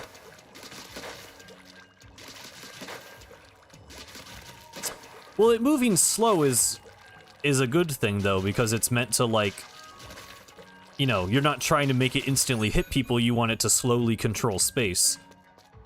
So I think it... I don't know, I mean, maybe it could go a little faster, but, like, I think it being mostly stationary is kind of the point.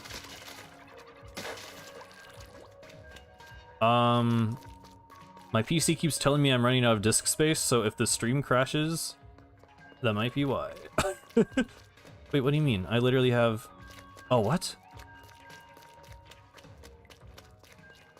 Okay, it is currently saying I have 0 bytes free on my C drive. That might be a problem.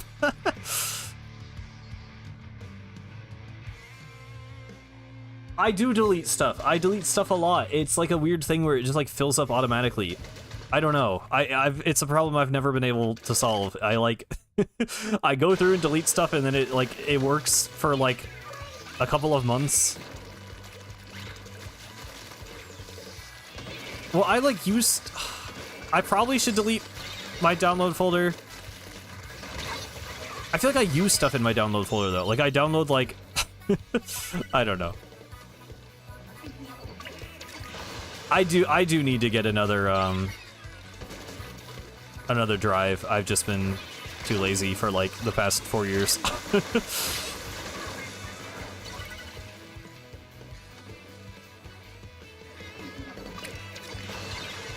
Well, I feel my D drive is filled up with all my YouTube stuff, and yes, it is like a lot, because videos obviously take up a lot of space.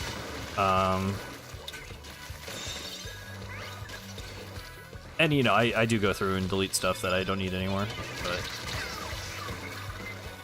I do not download memes. I would only ever download memes on my phone, and even then I'm like, I just like copy and paste stuff normally.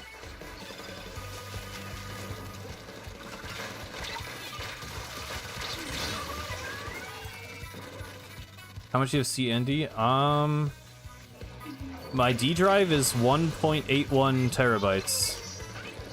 C drive is 237 gigabytes. Oh, now I have 711 megabytes free. It's somehow just...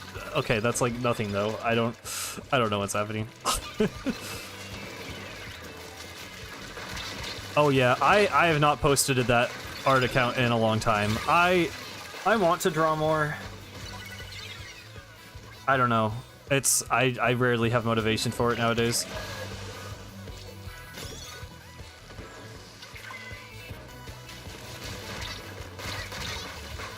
How is this possible?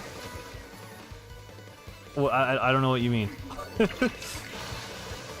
Is that low or high? I'm like not a tech computer guy. I know how to edit videos, I don't know how to do anything else.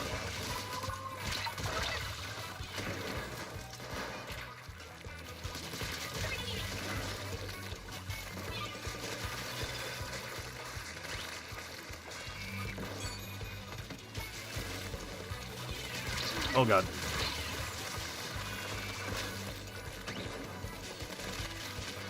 It's low? Okay.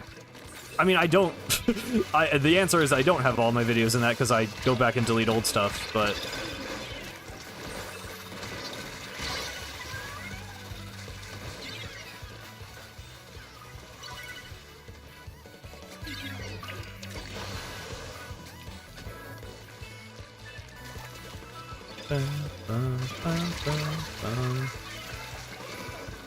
That didn't kill? I'm like, you know... Obviously I just threw a random auto bomb, I'm not that mad, but it just looked like it would have killed.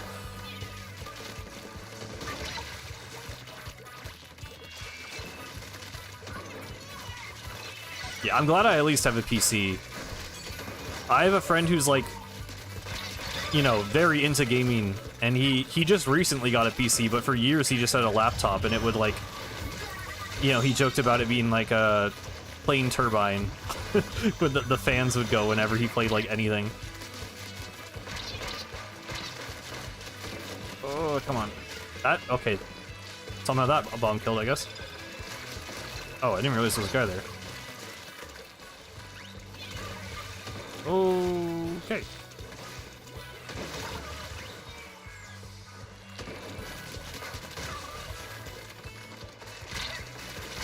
Shoot. Bam, bam.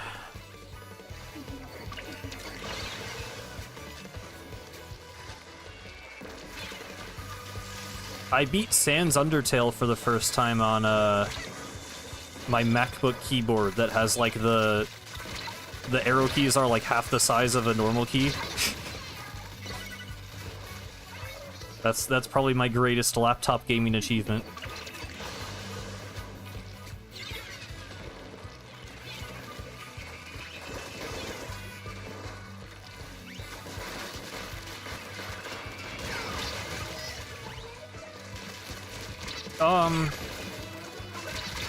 Shoot.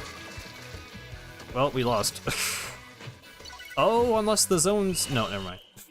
Zones cheese was not enough to get us out of that situation.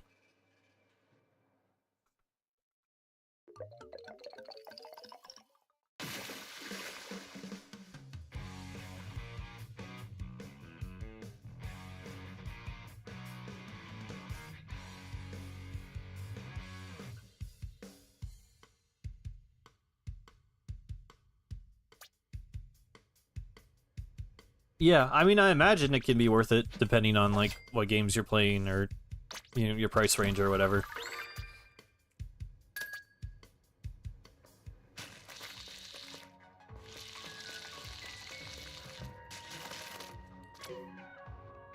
Yeah, it's open.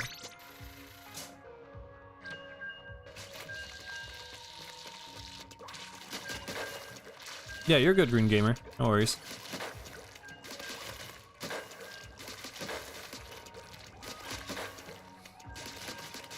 I mean, for me, it's funny because I do have a pretty beefy PC, and I mean, I guess you know, I make videos and stuff, so, like, I use it for that, but in terms of gaming, like, I literally just play, like, indie games for the most part.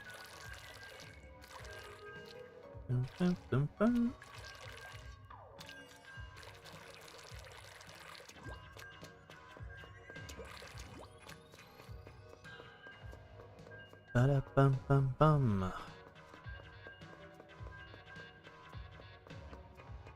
Okay, not like beefy, but it's,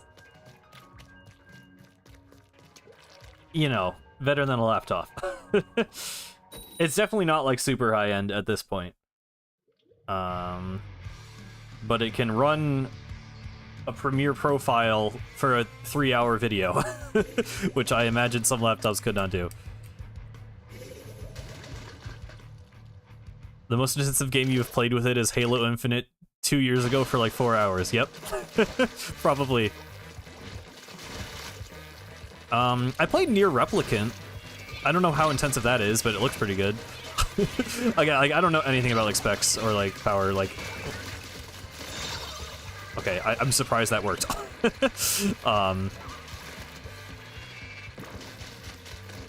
Yeah, I've played some decent looking games.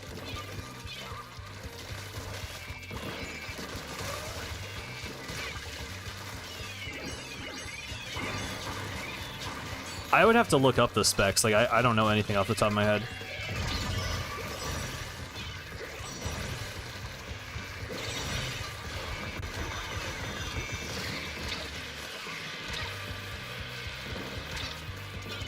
Oh, why did that guy spawn in?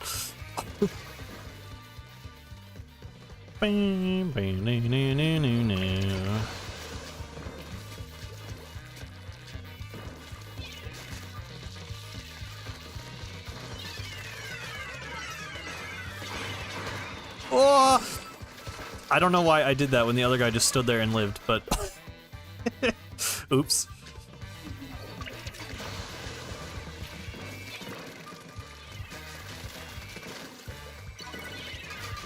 jeez. Yeah, we're trying, bro.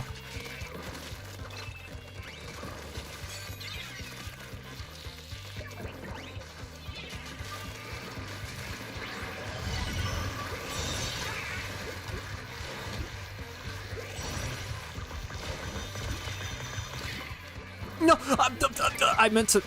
Okay, I wanted to like drop on the platform, and then I. It's fine. It's fine.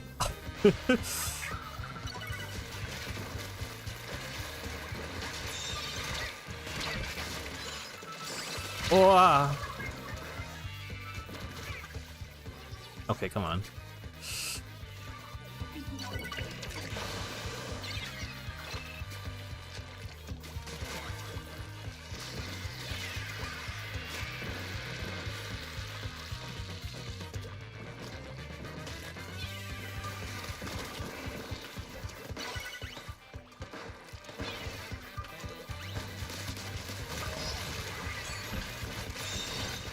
I'm locking in a little bit, and never mind. Now I'm dead.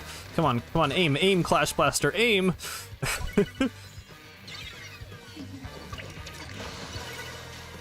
Whoop.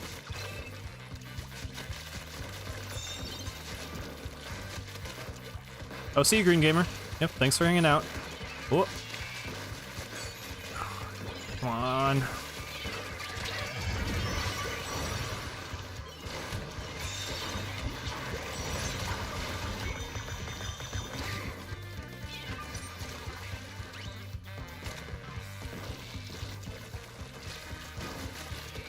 Yeah, I mean, I have friends who, like, talk about it. One of my friends is literally, like, oh god. He's, like, an engineer and, like, PC gamer. I mean, they're just saying numbers, like... they could be talking in binary, and it would make no difference to me. Like, I have no idea. I just hear numbers and don't know what anything means.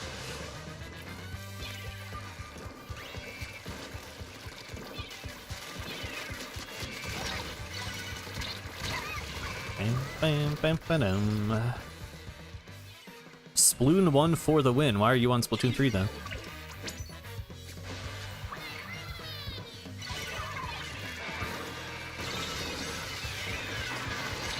Okay, I blew up. That was Blaster. That's literally what I hear, Smack. It's literally like people make jokes like that, and I'm like, I don't even know which of those words, like any of those could be the actual name. Because like teraflop is a real thing, right? That sounds like such a made-up word to me.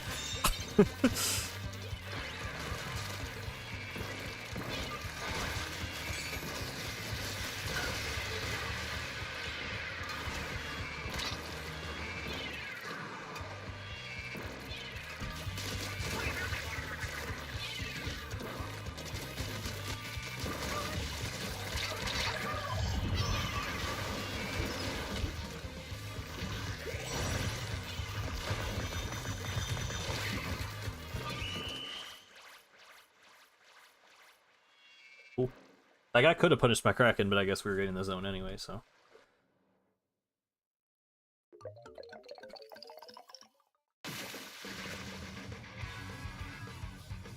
I can, yeah. Remind me how to do it. I mean, I know how to open Task Manager. I'd forget how to look up, like, the actual stats. Details? No.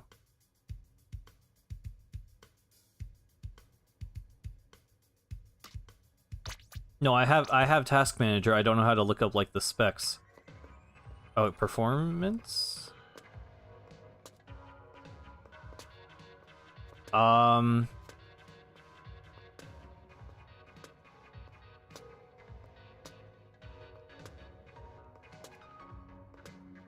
The CPU thing in the upper right? Is that what you want to know?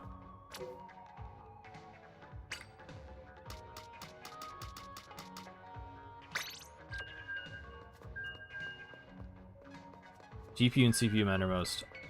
CPU is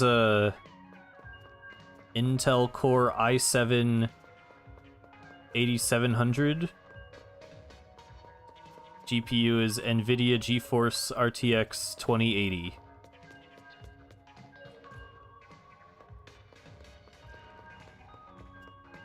So 2080, I think is fairly outdated at this point, from what I understand.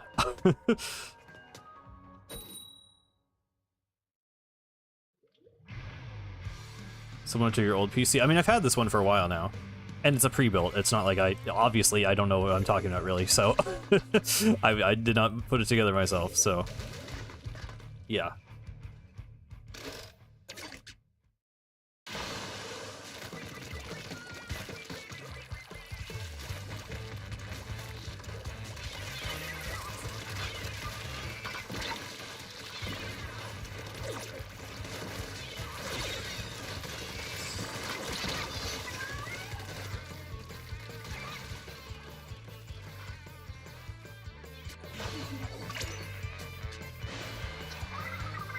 400 horsepower and has 32 fish bones.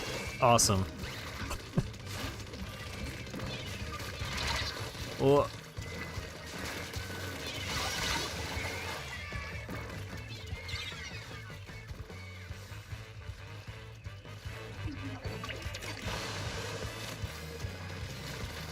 he's top of the gen 90s for people with too much money. Okay. Yeah, I mean, that's all I know about it, is it's like, it's pretty good, I guess. That's all I really need to know. I've never had a game I just, like, can't run. So, you know, that's good enough for me.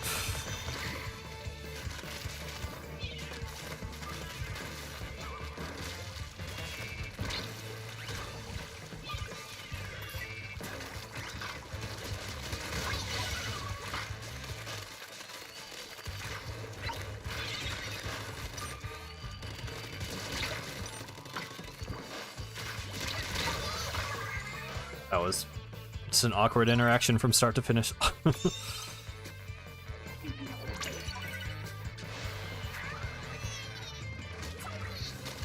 I get confused. I know even less about cars. I have no idea what anything means.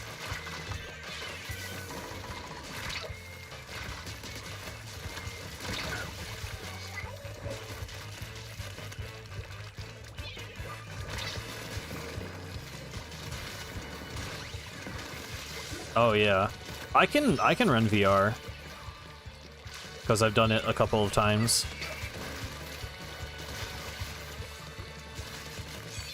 Oh god.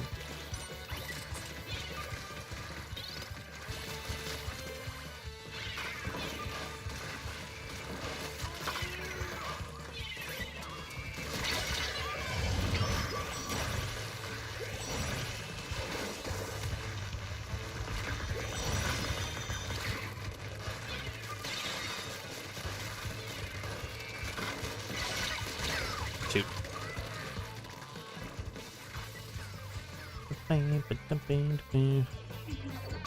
Yeah, I have Quest 2. But I did like Steam VR. I don't know. I actually forget how it works. I don't know. No, yeah, it is like the PC running it.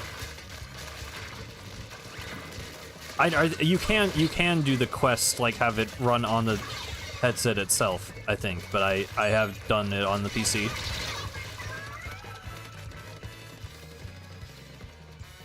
And to bust out the Labo, yeah.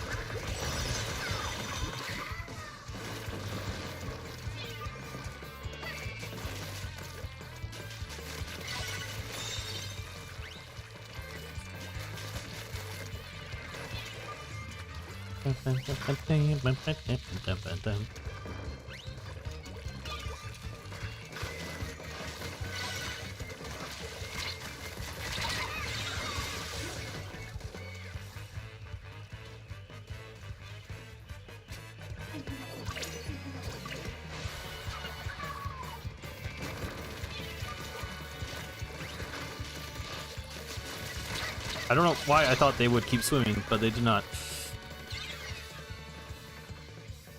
I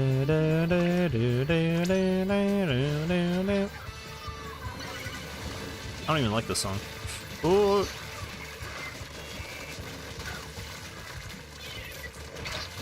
Come on, come on. Ah. Oh, we won. Okay.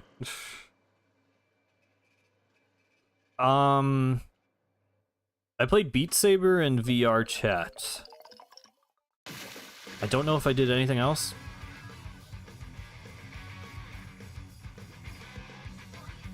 I feel like we probably messed around with something else, but I honestly don't remember. It's been a long time. That song slaps. That is my least favorite Splatoon 3 multiplayer song, to be honest, but it's fine.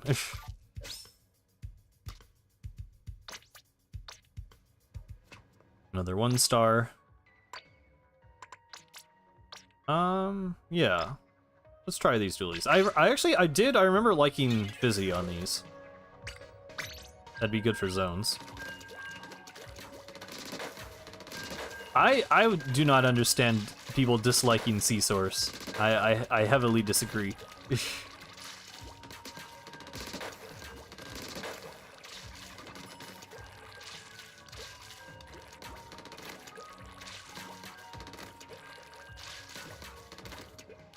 Yeah, I know some worlds, some like worlds on VR chat can be super intensive. It just depends.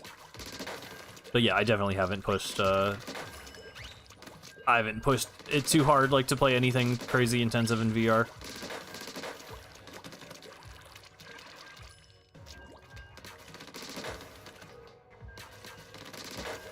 I really like Sea Source. Only Sashimori song I don't like is Chop Screwy. And even, like, that one's, like, fine. It's just kind of, like, whatever.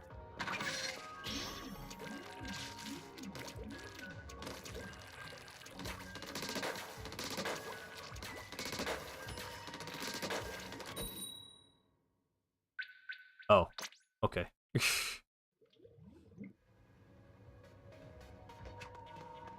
Well, yeah, yeah. I mean, I know people also make avatars where it's, like, they have an emote that will just, you know, crash everyone else's game who's in the world with them. They're so overplayed? I mean, they literally have an equal rate of playing, so I don't think that is possible. I love Amalgamania. I understand people not liking Amalgamania, but I love it. Sea Source, like, that confuses me more. Because I think Sea Source is just good. I don't get what part of it is, you know, I don't get what's not to like.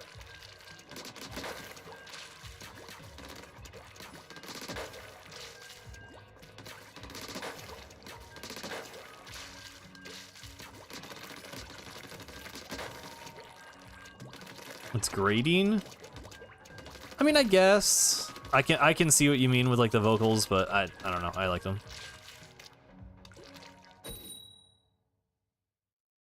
You still forget to hold A on the result screen?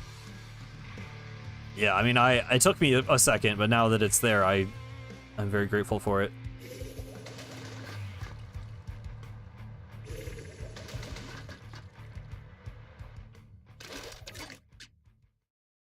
Yeah, I mean, I still think Splatoon 1 music clears, but I like Splatoon 3 music enough. See Me Now is playing right now, and that's definitely still one of my favorites. Oh my god. Okay, I pulled right into that.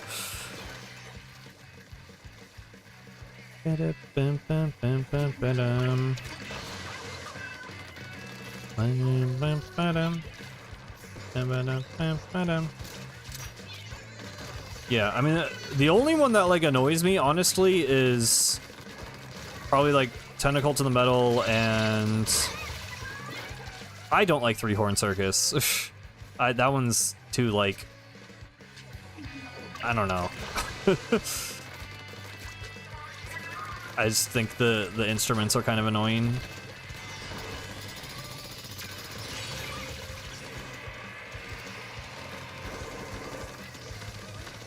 See Me Now isn't generic. I don't know. See Me Now is up there with for me with like some of the Splatoon 1 tracks. Like I really love See Me Now, so.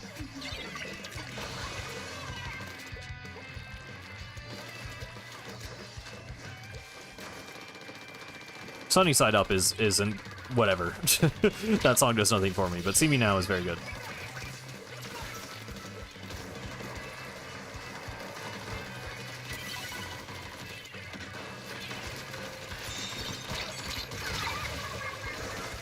Yeah, See Me Now isn't even Seaside, it's front row. Bam, bam, bam.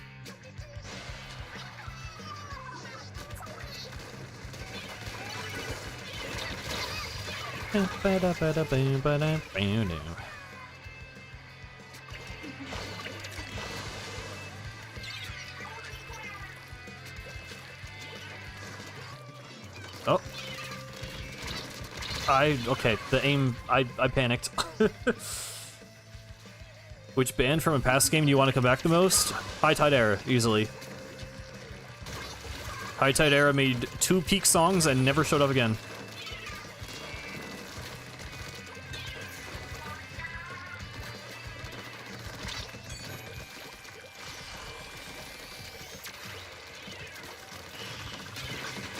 Oh, ah!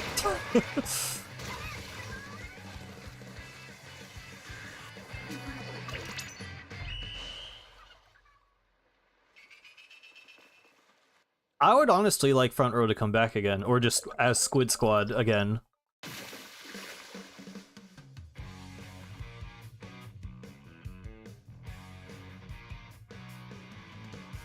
And I don't know. I'm every game having chirpy chips, I think, is fine because they're all very good songs. I would not mind if that trend continues. But yeah, seeing High Tide Era again.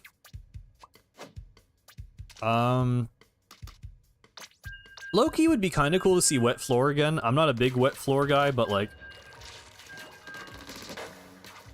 I don't know.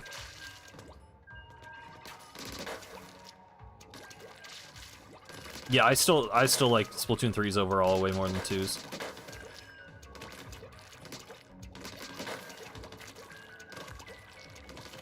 I think you're thinking of Bottom Feeders. Fins and Fiddles is one of the songs.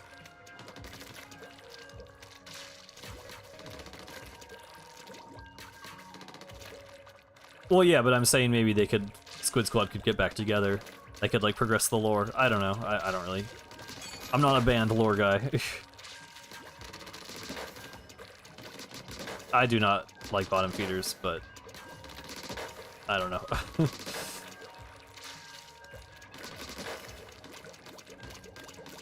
You know, it is kind of weird with Raiders, like... It's weird that we're gonna get, like, Splatoon single-player style music, but maybe not really...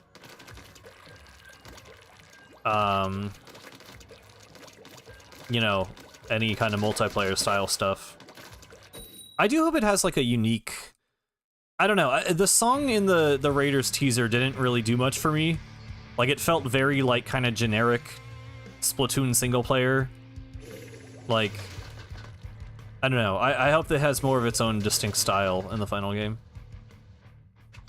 Yeah, we're gonna get some good deep cut music at least. They're hated on so much for one song. I mean, they have 2 songs. If 50% of your discography is bad, that's not a great look.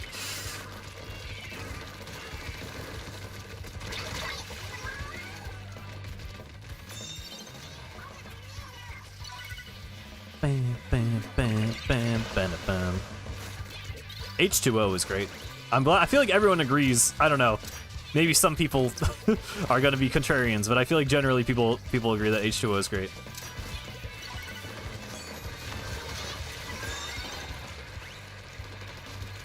They have 3 songs, do they? Pins and Fiddles. I don't remember the names of them because I never looked them up because I don't like them, but I I honestly thought they only had 2 songs. Oh god. Shipwreckin'. I don't know what the 3rd one is.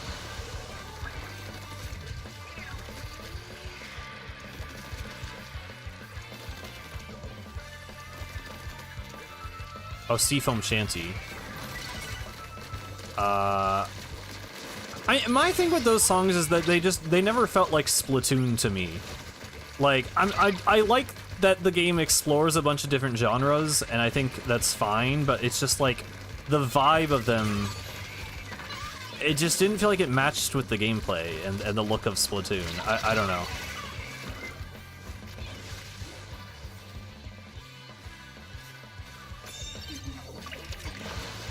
Which is the same reason I don't like Ink Theory, but people get mad at me when I say I don't like Ink Theory, so...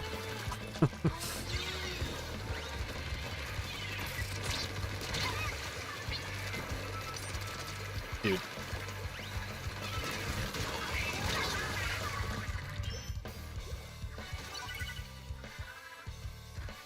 I don't like Ink Theory, I really don't, but... I don't know. I mean, it's just... I'm kind of less interested in what Splatoon 4's soundtrack is at this point than just what Raiders will be. Oh god. The Potato. It's like a name I would make for myself when I was like 10 years old. I like Yoko better, but even them I don't like totally love, so for me it's like Ink Theory crawled so Yoko could stand up a little bit.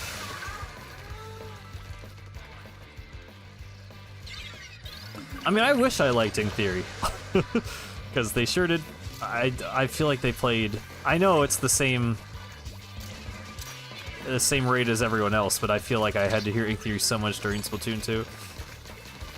Oh god, come on! Ah.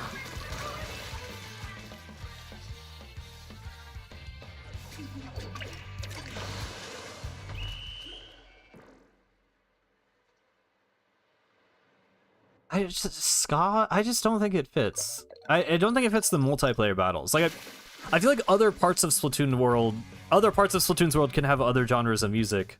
And like, you know, we can have a few different genres in the multiplayer battles, but it's just like going from Splatoon 1, which had the kind of like punk rock vibe, to ska, it doesn't like it kind of fits, but just doesn't quite. I don't know. It doesn't do it for me.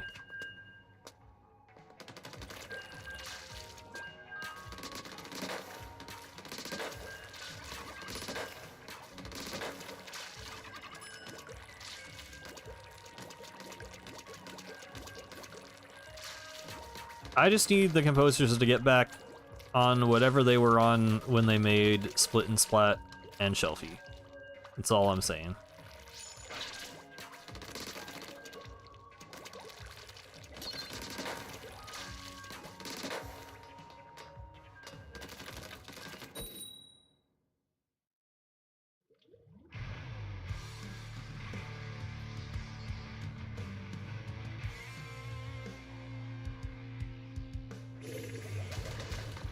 I think Yoko works. I think Yoko fits pretty well. The Ink Theory songs were just like...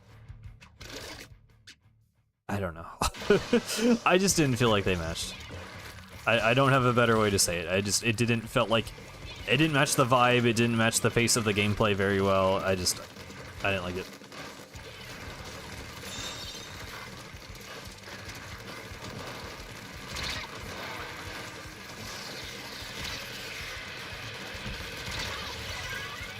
I think like Jazz Fusion could be cool if we get like almost like some Mario Kart style stuff. Which is kind of what that one, what are they called? The one Riot Act song feels sort of like a Mario Kart song.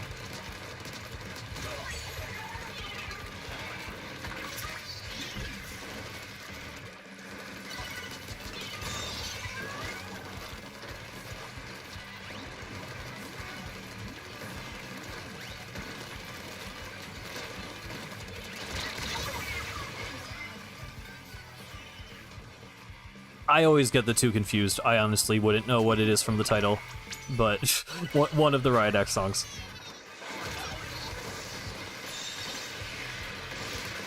Okay, we got it. Oh, don't die to the torpedo. I died. What did I even die to? I did die to the torpedo. Okay. Can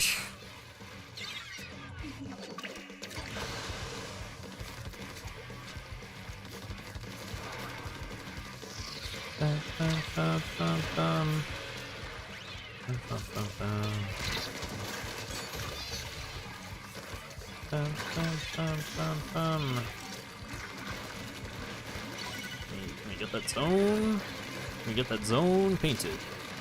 Can we? There we go.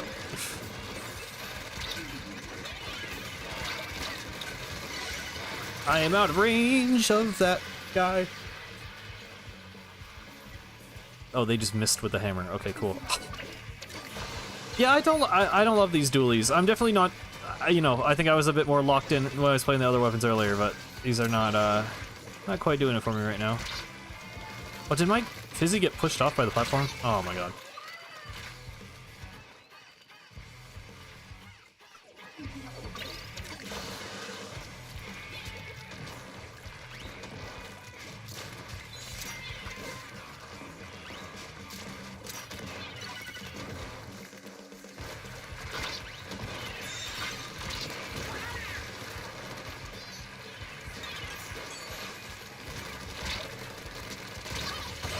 Oh, nice.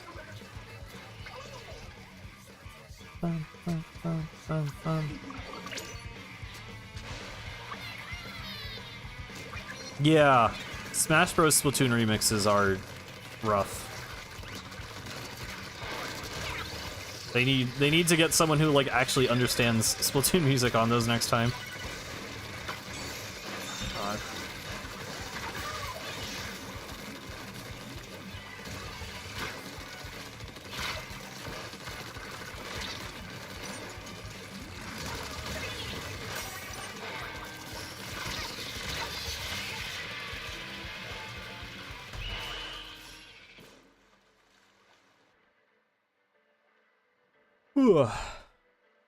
Boom, boom, boom. Yeah, it's the Now or Never remix is like the greatest sin that has ever been committed on the Splatoon series.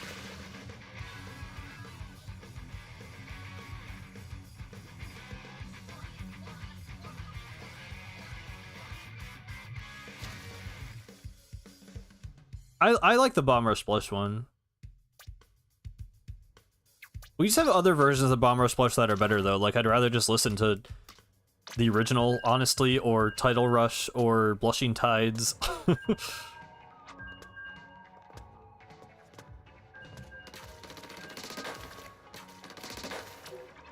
Yeah.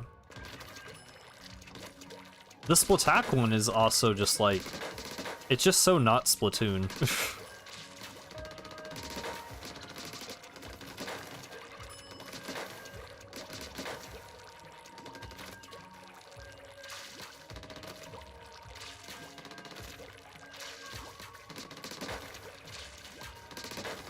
Yeah.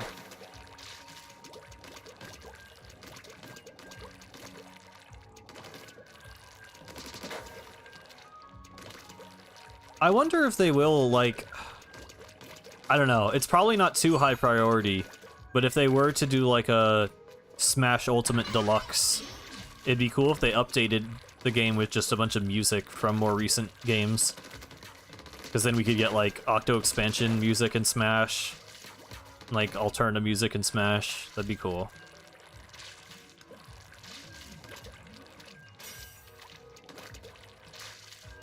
The Seascape one, I've said this several times before, I think, but like, with Smash remixes, the goal is like pretty much always like, you know, either just adapt the song in a new way, or if it's like a more chill song, you make it more like upbeat and energetic so that it matches Smash's gameplay.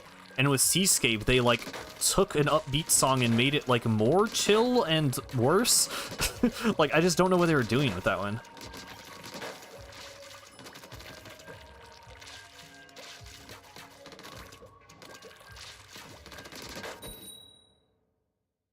Yeah, they love the Castlevania music.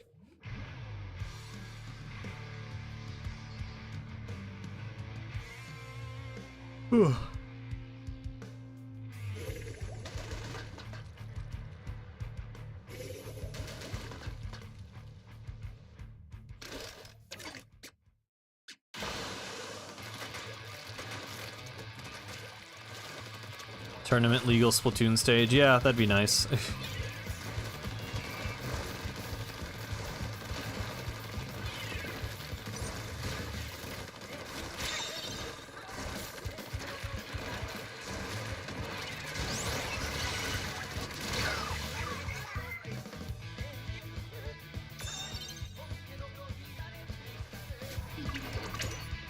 I mean, to be fair, Sonic is a third party, so I'm sure it takes a lot more like licensing and probably just straight up costs more money to get those songs. Wario doesn't really have as much of an excuse, but it's also just more obscure.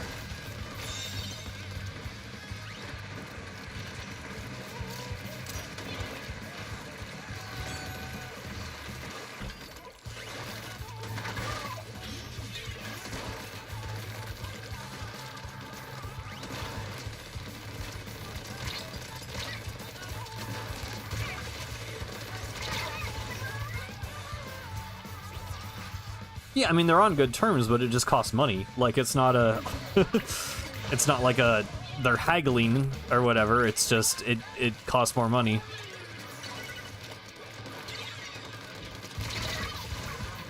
Smash has a very big budget, but it's not infinite.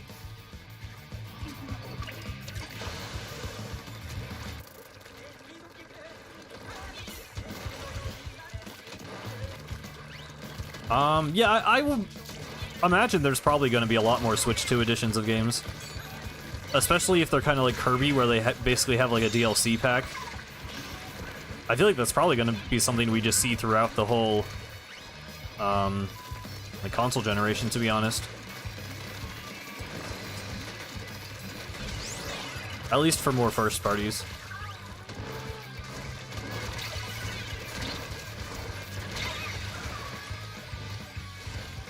I mean, I think part of it is like Sonic was added in Brawl. Like, it seems like with Ultimate they were reluctant to mess too much with stuff that had already been in the series. Like, they mostly just wanted to be able to like, okay, we take this thing that was in the old game and put it in the new game, and then add new stuff on top of it. But they didn't really, like, you know, want to like redo movesets or like mess too much with the existing stuff. So I feel like if they already had a character and like a song list, they just kind of transferred it over. Obviously with some exceptions, but I feel like with Joker, it's like, okay, this is like the first character who's DLC, so, you know, the price is more justified if there are remixed songs, I would say. And they want to, you know, build up hype and make it, you know, they're selling that as its own thing, and it's a brand new addition to the game, so I feel like it makes sense that there would be more.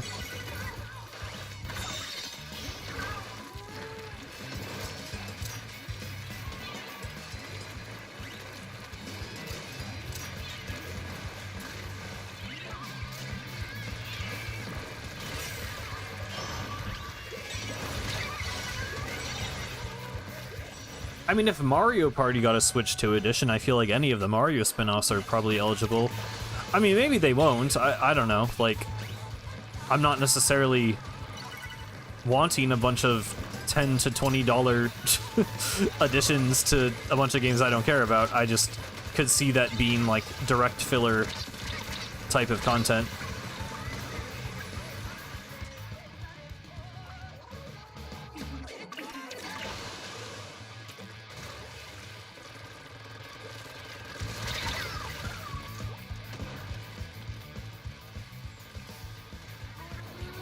Yeah, I think like Shadow in Smash nowadays is way more likely, but at the time Ultimate came out, I don't think people were really like begging for Sonic content.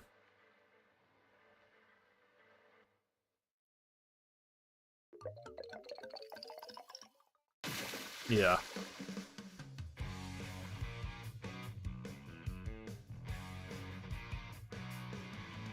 It sounds funny, but it also definitely sounds like how Nintendo would name a game.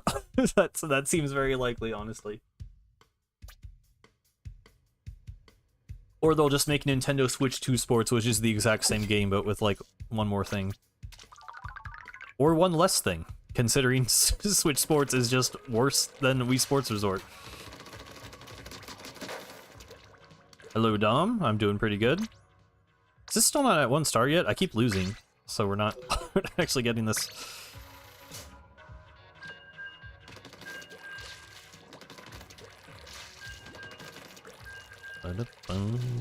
Ba-da-bum-bum-bum.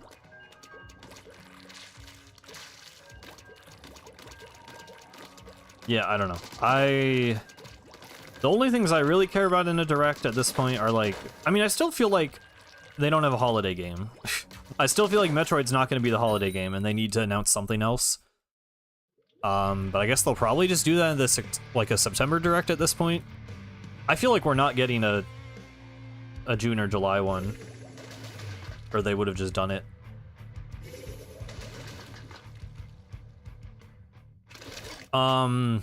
I don't know the entire story.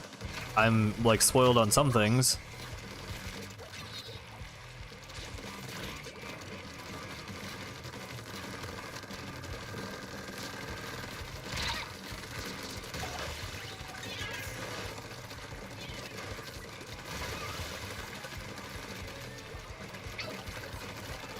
I don't think Raiders... It's not big enough for a holiday game. Like... I don't know. Maybe, I mean, maybe it is, but I just... I feel like they need more of a heavy hitter. I feel like Raiders isn't really on that many people's radars outside of Splatoon fans. Yeah, I feel like they would have given us a date, too. I feel like it's next year.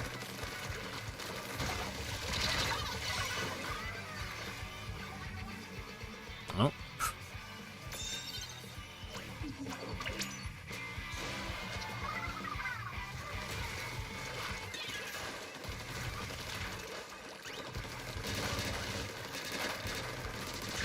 Oh. Okay.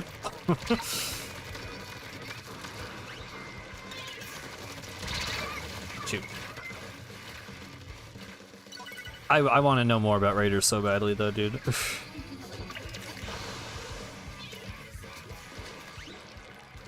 I just want to know what type of game it is. Like, it's just so weird that we didn't even get, like, any, like, actual gameplay.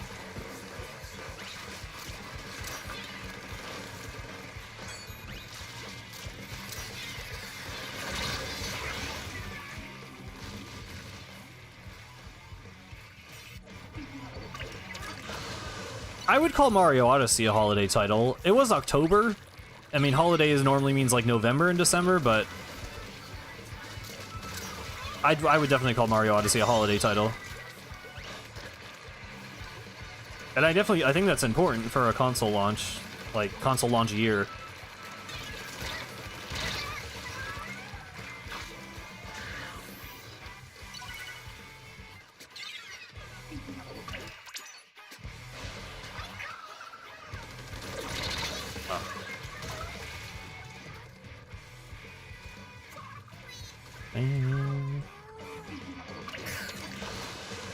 Yeah, it was like late October.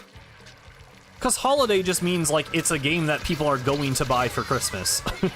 Like, you know, if you're a parent buying Nintendo games for your kid, you don't necessarily get it day one, but if it releases in October, you're going to hear about it by Christmas.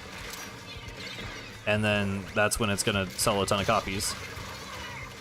I wouldn't count Pokemon because it's coming out on Switch 1. It's not an exclusive. I feel like they need an exclusive holiday game. And I mean, this isn't just me saying this. This is like, there's lots of speculation about this right now.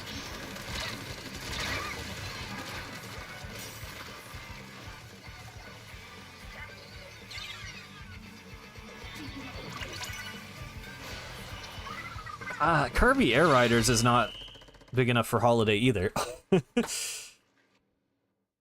It could just be Age of Imprisonment, to be honest. I don't know. I mean, it's a Zelda game, but it's a, like, Warriors game. I don't know if that sells. I don't know if they sell like that. I don't know.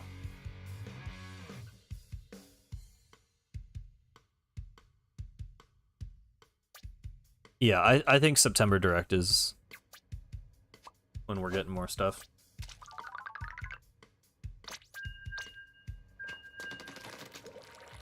Yeah, I kind of forgot about Age of Imprisonment too. I don't know. I'm not very interested in that game.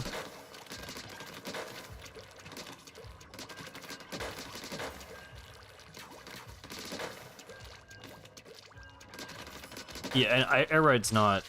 I mean, that's what I'm saying. Like, of the options we have, none of them really make sense. Like, we either know they're coming sooner or they don't really make sense as a holiday game. So, I think there's still some unannounced thing that we have not seen yet.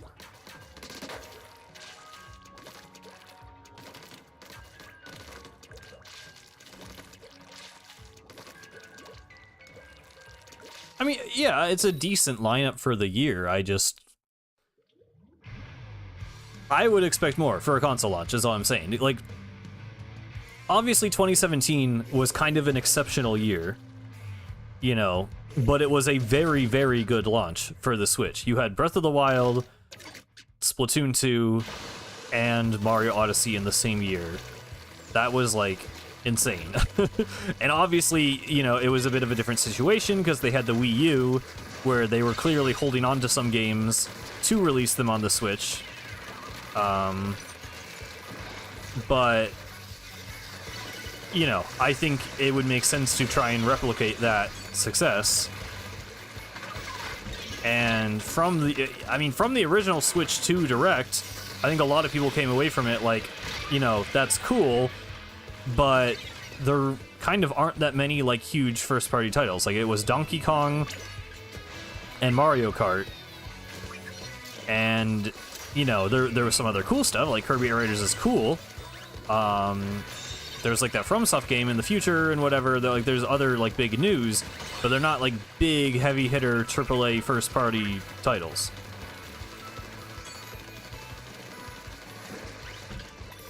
So, I think we're due another game that's coming out late this year. I just think it makes sense and follows the trends. Oh my god, that was... if they didn't run out of ink, I would have been extremely dead. Did our guy die? Oh my god. Dum, dum, dum, dum.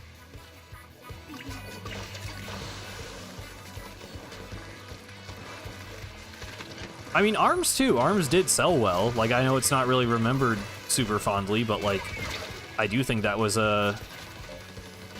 You know, having a new IP on your new console got a lot of people interested. Lots of people bought it.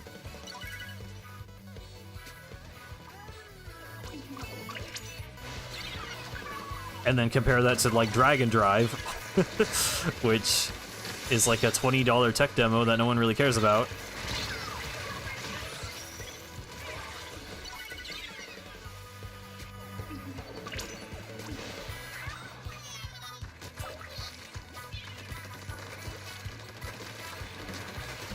Oh my god.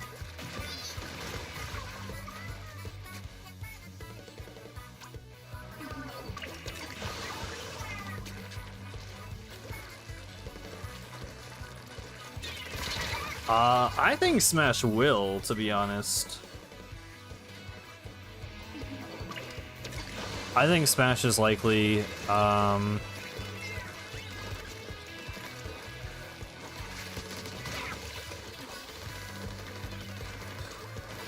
Luigi's Mansion, low-key, might? I mean, that's not... It's made by Next Level Games, but...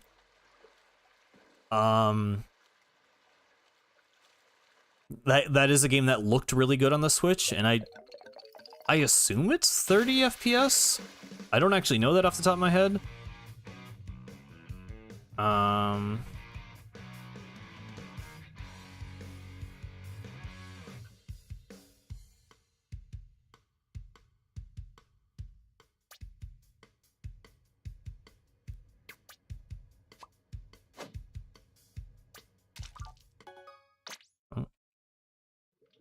I think it's $20. Yeah, I'm pretty sure.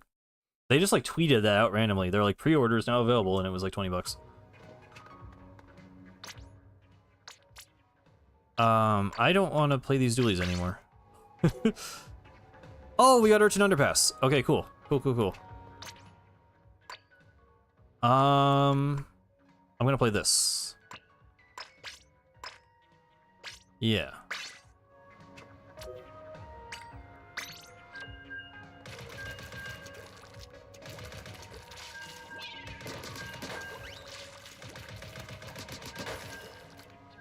I feel like Luigi's Mansion is like a year 2 type of game. I feel like a lot of things are like year 2 or 3. I don't know, like that's why I'm hesitant about a bunch of predictions, because like I don't feel like Luigi's Mansion is also that'd be dude, they'd be trolling me so hard if it's Mario's 40th anniversary and they release a Donkey Kong and a Luigi game but not a Mario game. Oh, I could totally see Pikmin 4 getting a Switch 2 edition.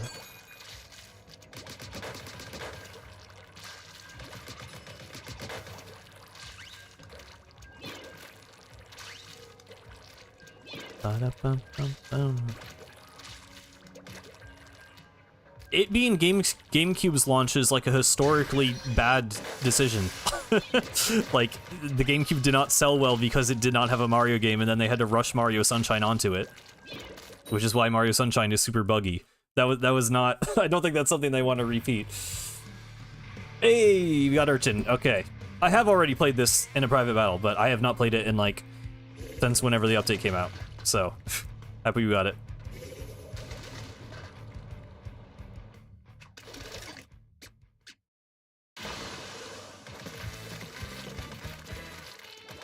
Just re-released 3D All-Stars? I mean, if there was like a Switch 2 edition that had Galaxy 2, that'd be okay, but that'd be pretty underwhelming for a 40th anniversary.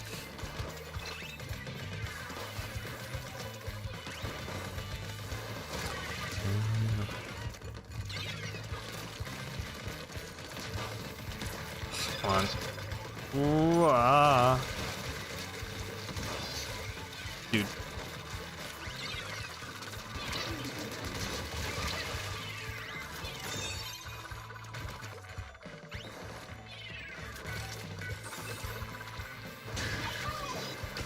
This map is, like, really fun, by the way. This is, like, I think the best map in Splatoon 3, honestly. Maybe not necessarily for tower control, but it's really, I mean, it's really good. It's a really good version of Urchin Underpass.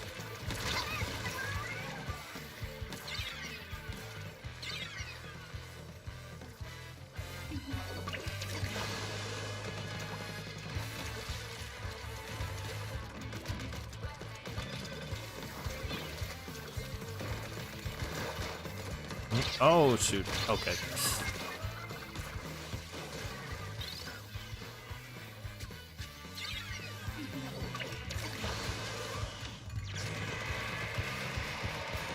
Mario Sunshine Remake would actually be kind of cool. I don't... I feel like you'd have to change... like, it couldn't... not just a remaster, but, like, an actual, like, remake would be interesting. I think Nintendo doesn't really do that, though. Like, they would just rather make it do 3D Mario. I don't know.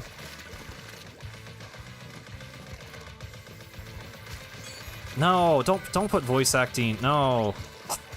I don't know. Maybe this is me having a weird opinion. I really, really like that classic Zelda games don't have voice acting. I think Majora would genuinely be a worse game with voice acting.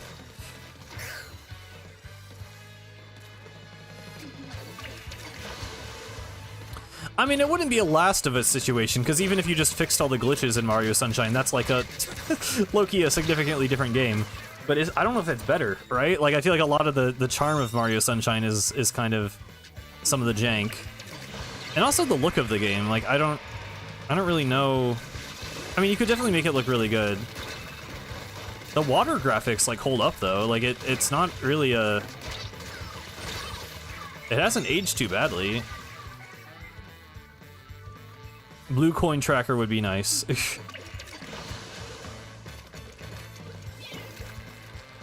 Yeah, I mean, I don't know. I just think some types of games just don't need voice acting and are just better off without it.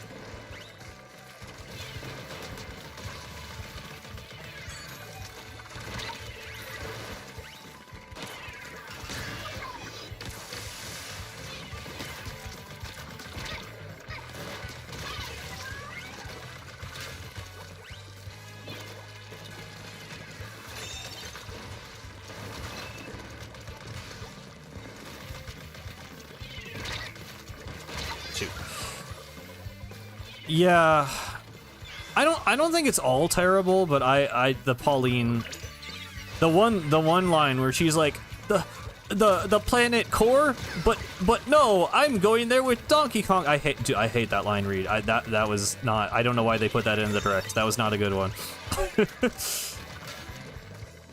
I really hope she does not sound like that the whole game. Also, the fact that when they showed off the fast travel, she has like a voice line for going like, oh, should we fast travel here? Like, that's gonna get so annoying, dude. If it does that same voice line every time, that's gonna actually make me mad.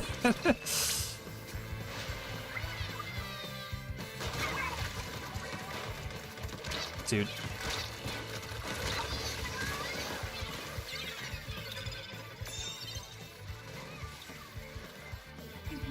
I like Mario Kart World. For, you know, keeping in mind that I got the bundle, so I paid $50 for the game and not $80. I think it was pretty worthwhile. It's definitely not worth $80. I don't know why they value it at that, but the open world is pretty fun. Like, I enjoy going in free roam. It's like, the gameplay's, you know, not too deep or anything, but it's like relaxing, and the missions are fun, and the music is really good, and it's fun with friends.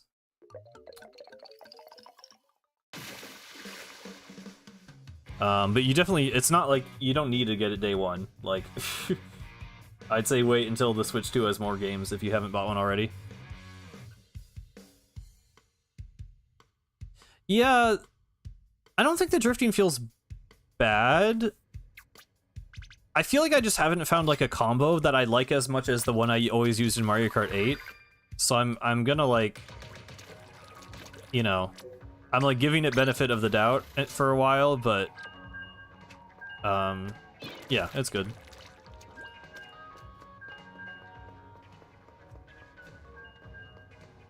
I think the rest of the, I think when it's like not full sentences, she sounded fine.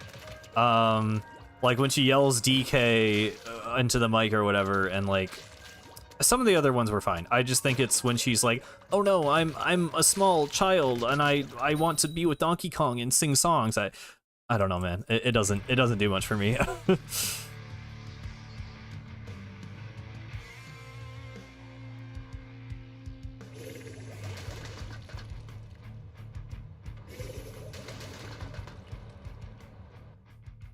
Wish for another wacky crossover game. I mean, we got Mario and Rabbids in the Switch era. I feel like that was kind of a significant thing.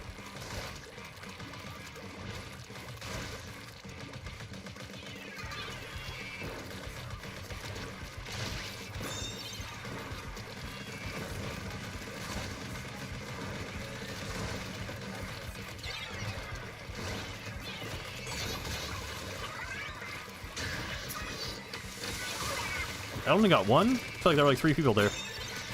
Oh. Can I aim though? Can I aim? I'm out of ink. Is the audio weird? It sounds normal to me.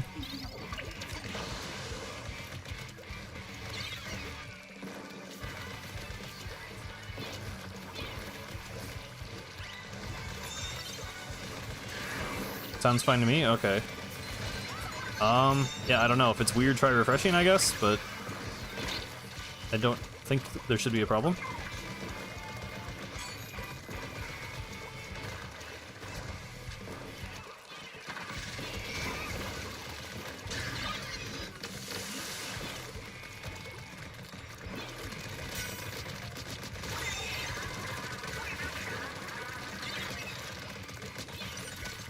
shoot. New mainline Rabbids game? Yeah, I don't know. I mean, I don't know if that's a thing that's going to happen after they saw how much... If you put Mario in a Rabbids game, I imagine it sells a lot better, and I feel like that maybe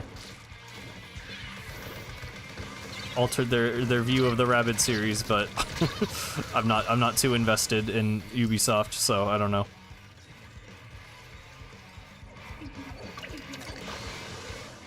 It went louder and then quieter? I mean, sometimes it just does that in-game. I don't know. I mean, I didn't mess with anything. Why are you crabbing there?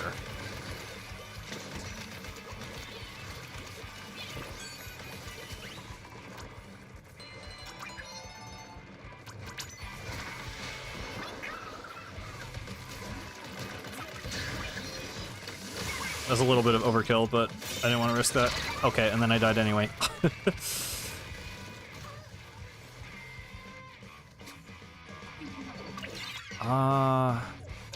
That's not a safe jump.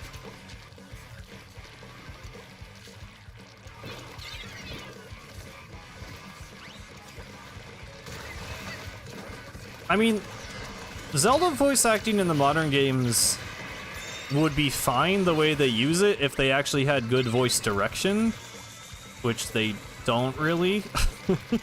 And a lot of it ends up sounding really awkward, to the point that I personally would rather it just not be there. But, you know, I can respect what they're trying to do with it. They just need to, like, hire better people. I don't really think it's the actor's fault, it's just the direction is bad. I mean, CDI is its own thing. I wouldn't really lump that in with the, you know, era of the wild, but yeah.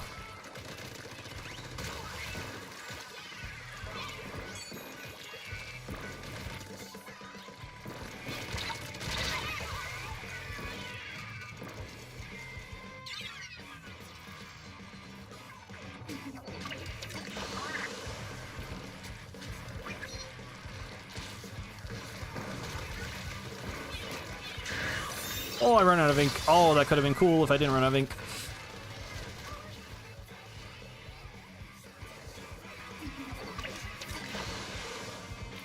I really actually don't like her delivery in that scene.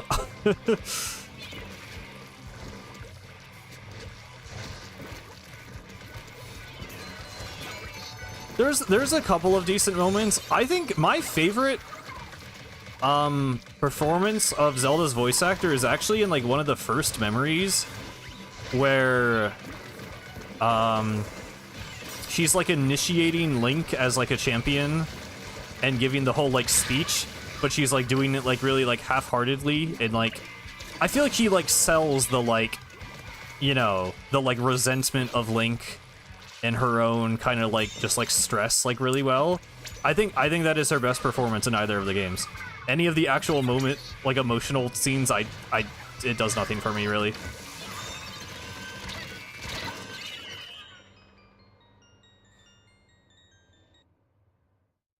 You can't take... Well, her British accent is, like, fake. Like, she doesn't actually have a British accent, and you can kind of tell that she's, like, putting it on.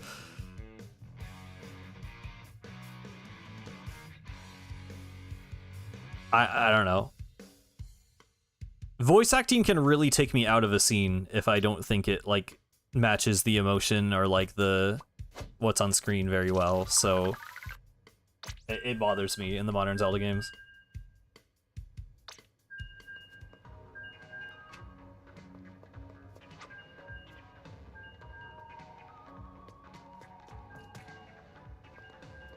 Yeah, the ending is pretty good. Like, I mean, there's lots of times it's serviceable. It's not, like, outright bad very often, but like when it is, it's like I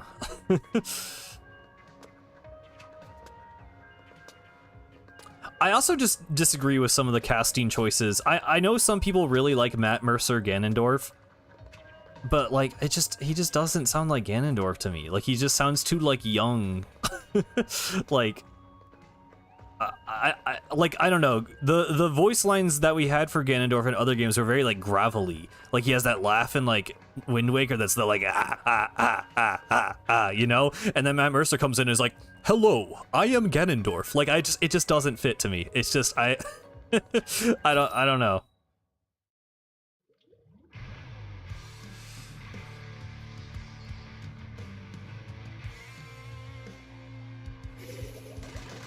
Yeah.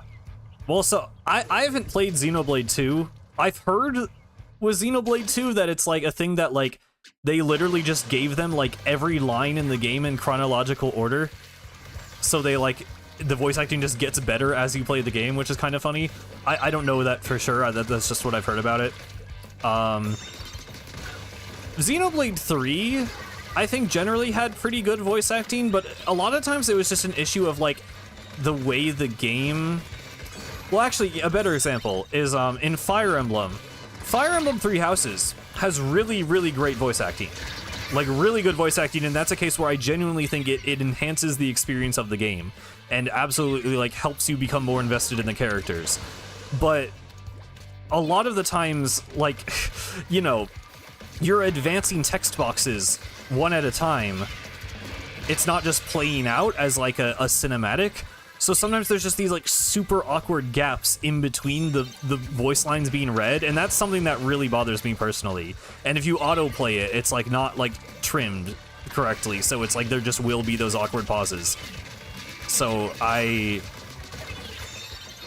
that bothers me. I still think the voice acting in that game was good, and it was like worth having it, but I wish the scenes were actually like manually timed so that you didn't have those awkward pauses.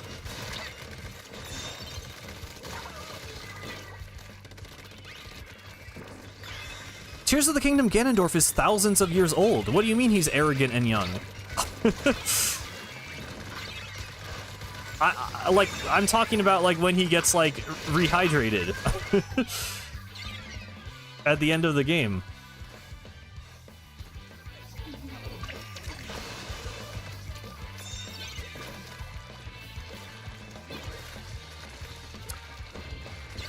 In my opinion, I just think there should be some kind of sound effect.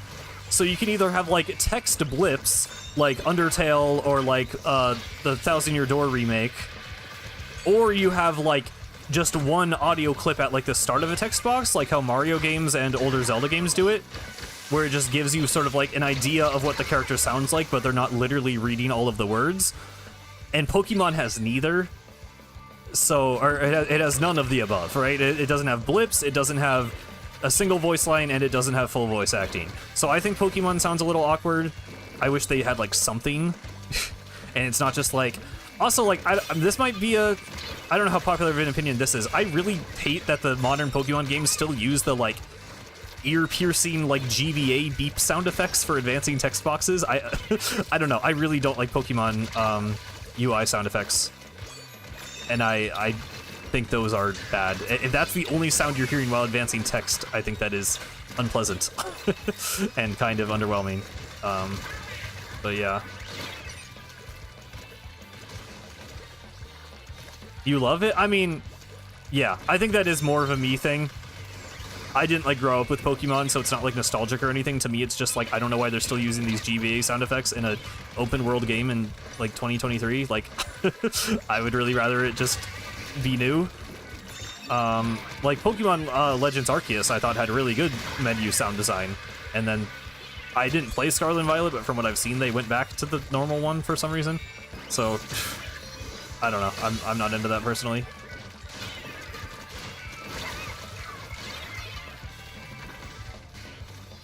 Well, but Zelda was like, I don't know. Isn't the consensus that Zelda was like recalled, like her body was like reversed through time? Thousands of years or something at the end of the game? Regardless, I just don't think like... it doesn't match the look of the character, in my opinion. I think Tears of the Kingdom of Ganondorf looks like he should have a deeper, gravelly voice. And Matt Mercer is not that.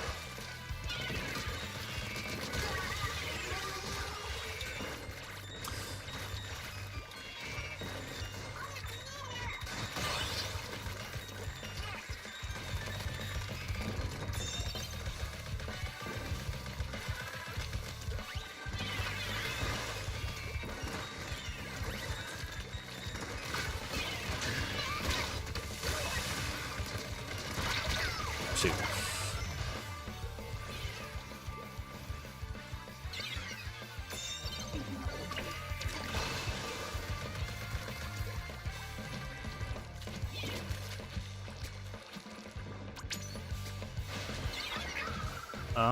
Well, we are winning.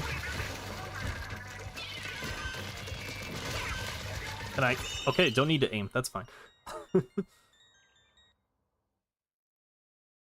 Yeah, Sun and Moon, I don't know. I haven't played Sun and Moon in forever, but I remember I at least like the look of the UI better in that game.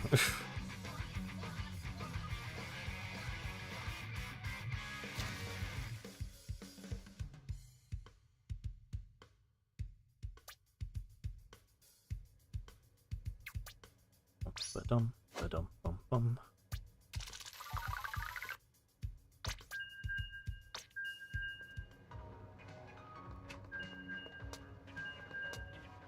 Ba-ba-da-ba-da.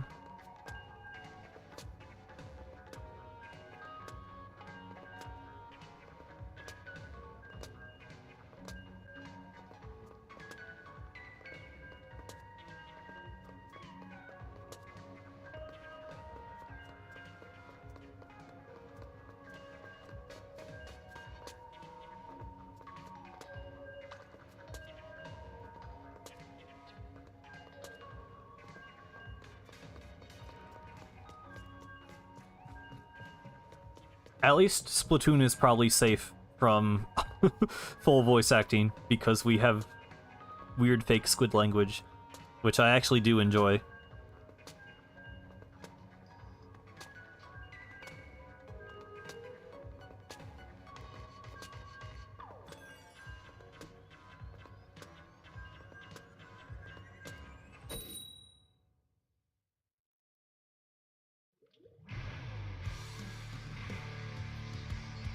Bam, bam, bam.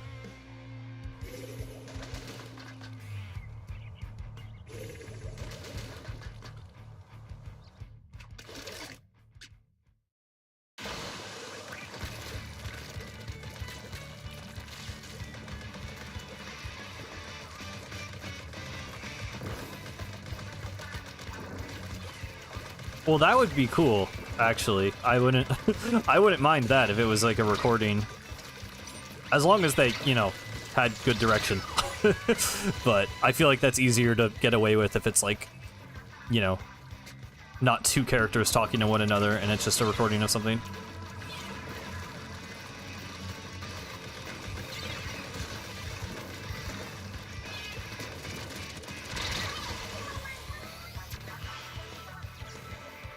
I mentioned this before somewhere. I don't know if it was on stream. But at one time I thought, like, if they ever want to do a reveal of, like, the professor, like, who made Tardar and who was Judd's owner, I think having, like, a live-action recording of, like, a real human in Splatoon, probably with, like, you know, some filters over it and stuff to not make it just look like it was recorded in, like, Nintendo's office, but, like, I think that would be a cool way to do that.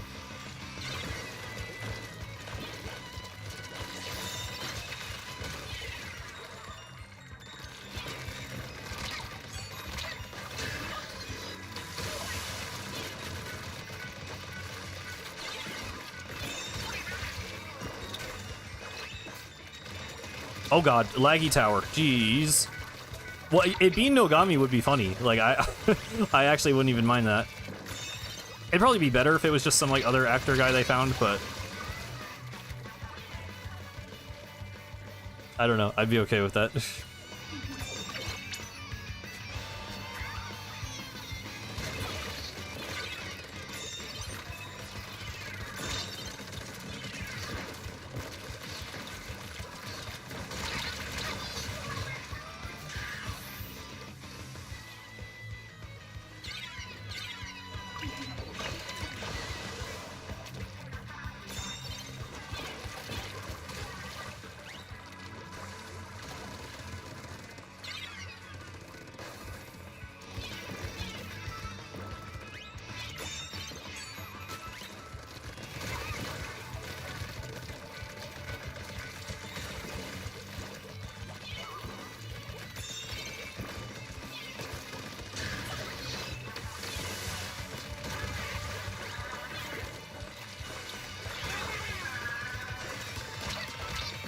Oh, I was one shot away.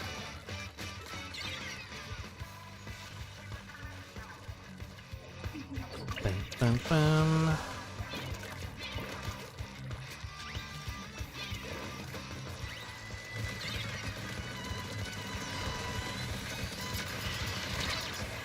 Ah, okay. Was not getting out of that one.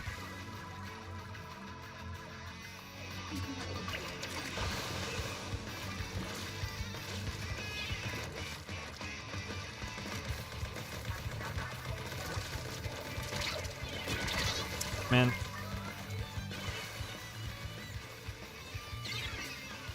I want to play on Urchin. I don't want to play on Inkblot.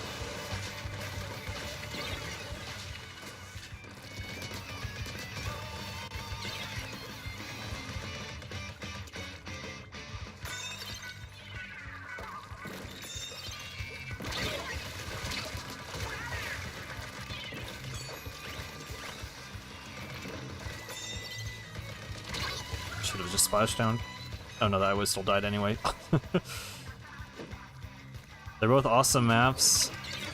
I don't love Inkblot.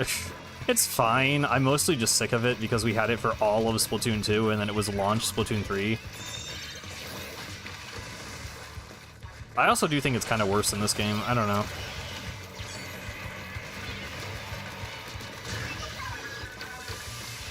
The way the specials play around it is kind of whatever. Oh my god. Okay.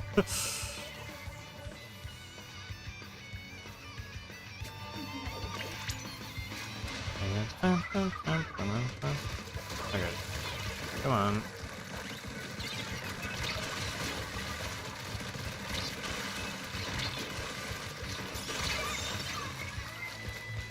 I'm playing too aggressive for Jet Squelcher, but I don't know.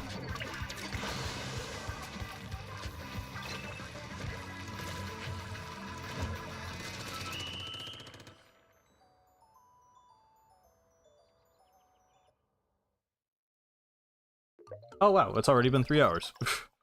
I'll do like one more game and probably call it there.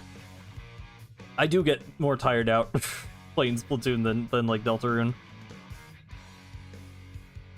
And I have a couple other things I want to do today, but yeah, I mean that game just wasn't coming together.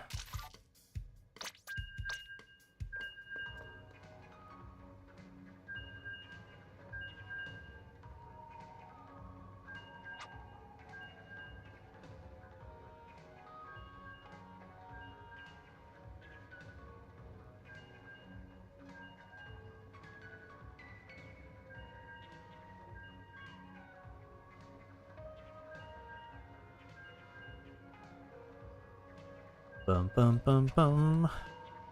Ba-da ba-da bum.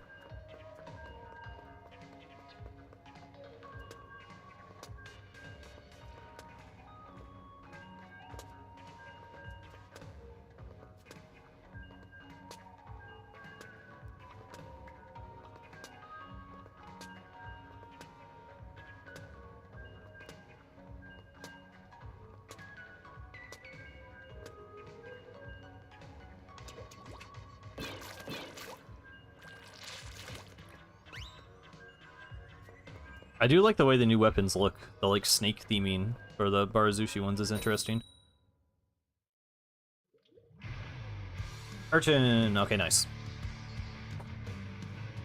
One more Urchin game to close things out.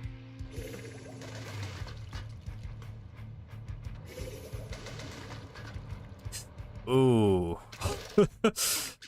That comp is kind of scary looking, but we'll try.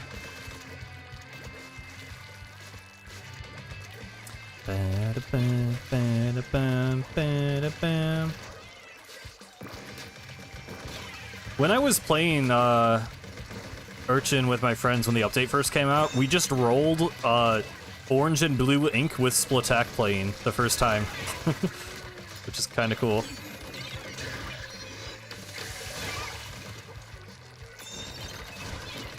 Oh, nice. You were weak. Cool, cool, cool. Let's get on, let's get on. That's a bomb, that's a bomb. Oh my god. Cool. Yeah, yeah, it was just a nice coincidence, I guess. I love how many tower jumps there are here, too.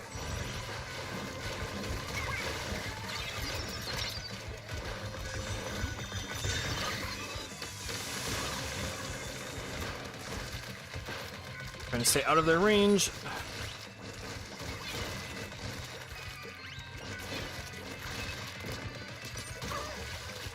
Back on. Oh my god. Nice.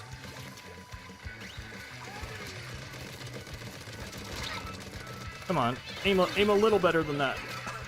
I know I can do it. Hello, purple Pikmin.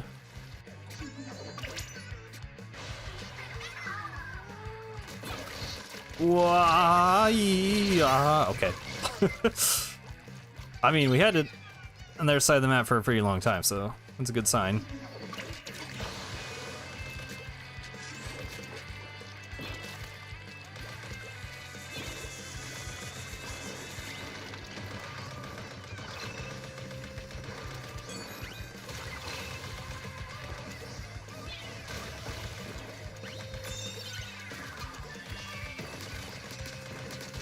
Cool.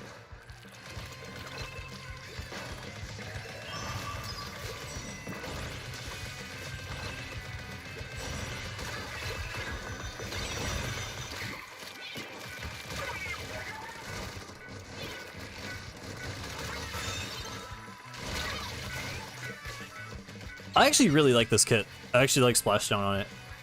Burst Kraken would have been cool, obviously, but like, I think it's fun that you can play aggro with it.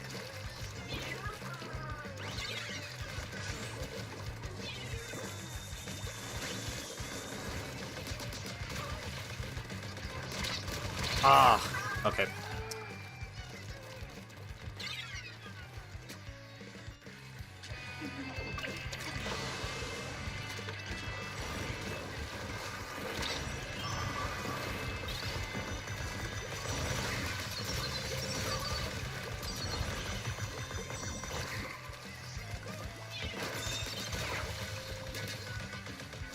I have faith that we can bring this back.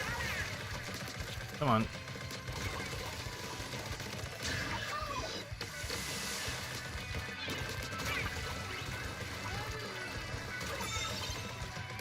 Whoa.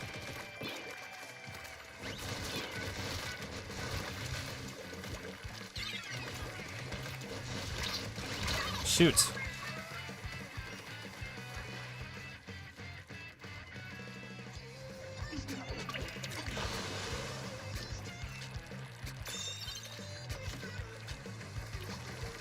I forgot there was a new undercover added. And yeah, the tent was not amazing. So, hopefully Brella fans get something else, but we'll see. The guy on left is gonna be a problem. Okay, maybe not.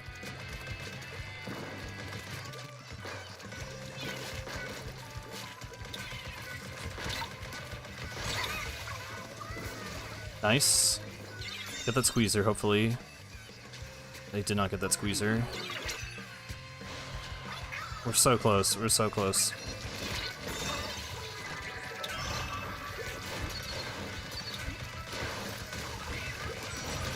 Cool. Oh, shoot. Okay, at least the jump. Come on, come on, come on. We're so close, we're so close. Nice, nice, nice! Oh! Yeah, okay. Cool. Cool final game.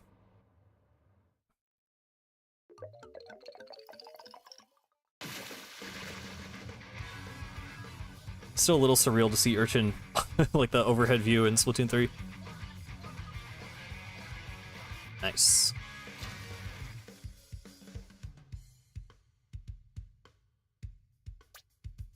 Okay, and I did pretty good. I feel like I died a lot, but that was, 19 and 8, not bad. And there's the 1 star.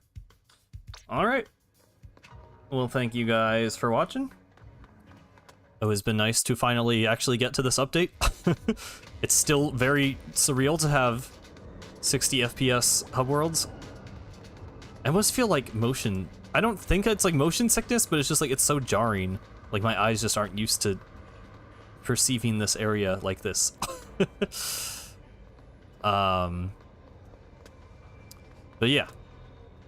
I guess I don't have anything else to say. I am working on a video just like with some Splatoon Raiders hopes and predictions and stuff, so that might be the next thing you see from me if it's done next week. If not, I will be streaming next Saturday. So I'll see you guys then. If there are any new people here today, we do have a Discord server. You can join through the link in the description if you want to keep hanging out and talking to people about Splatoon and stuff. But until next time, that'll be it for me. Thank you very much for watching. This has been Cosmic. Farewell.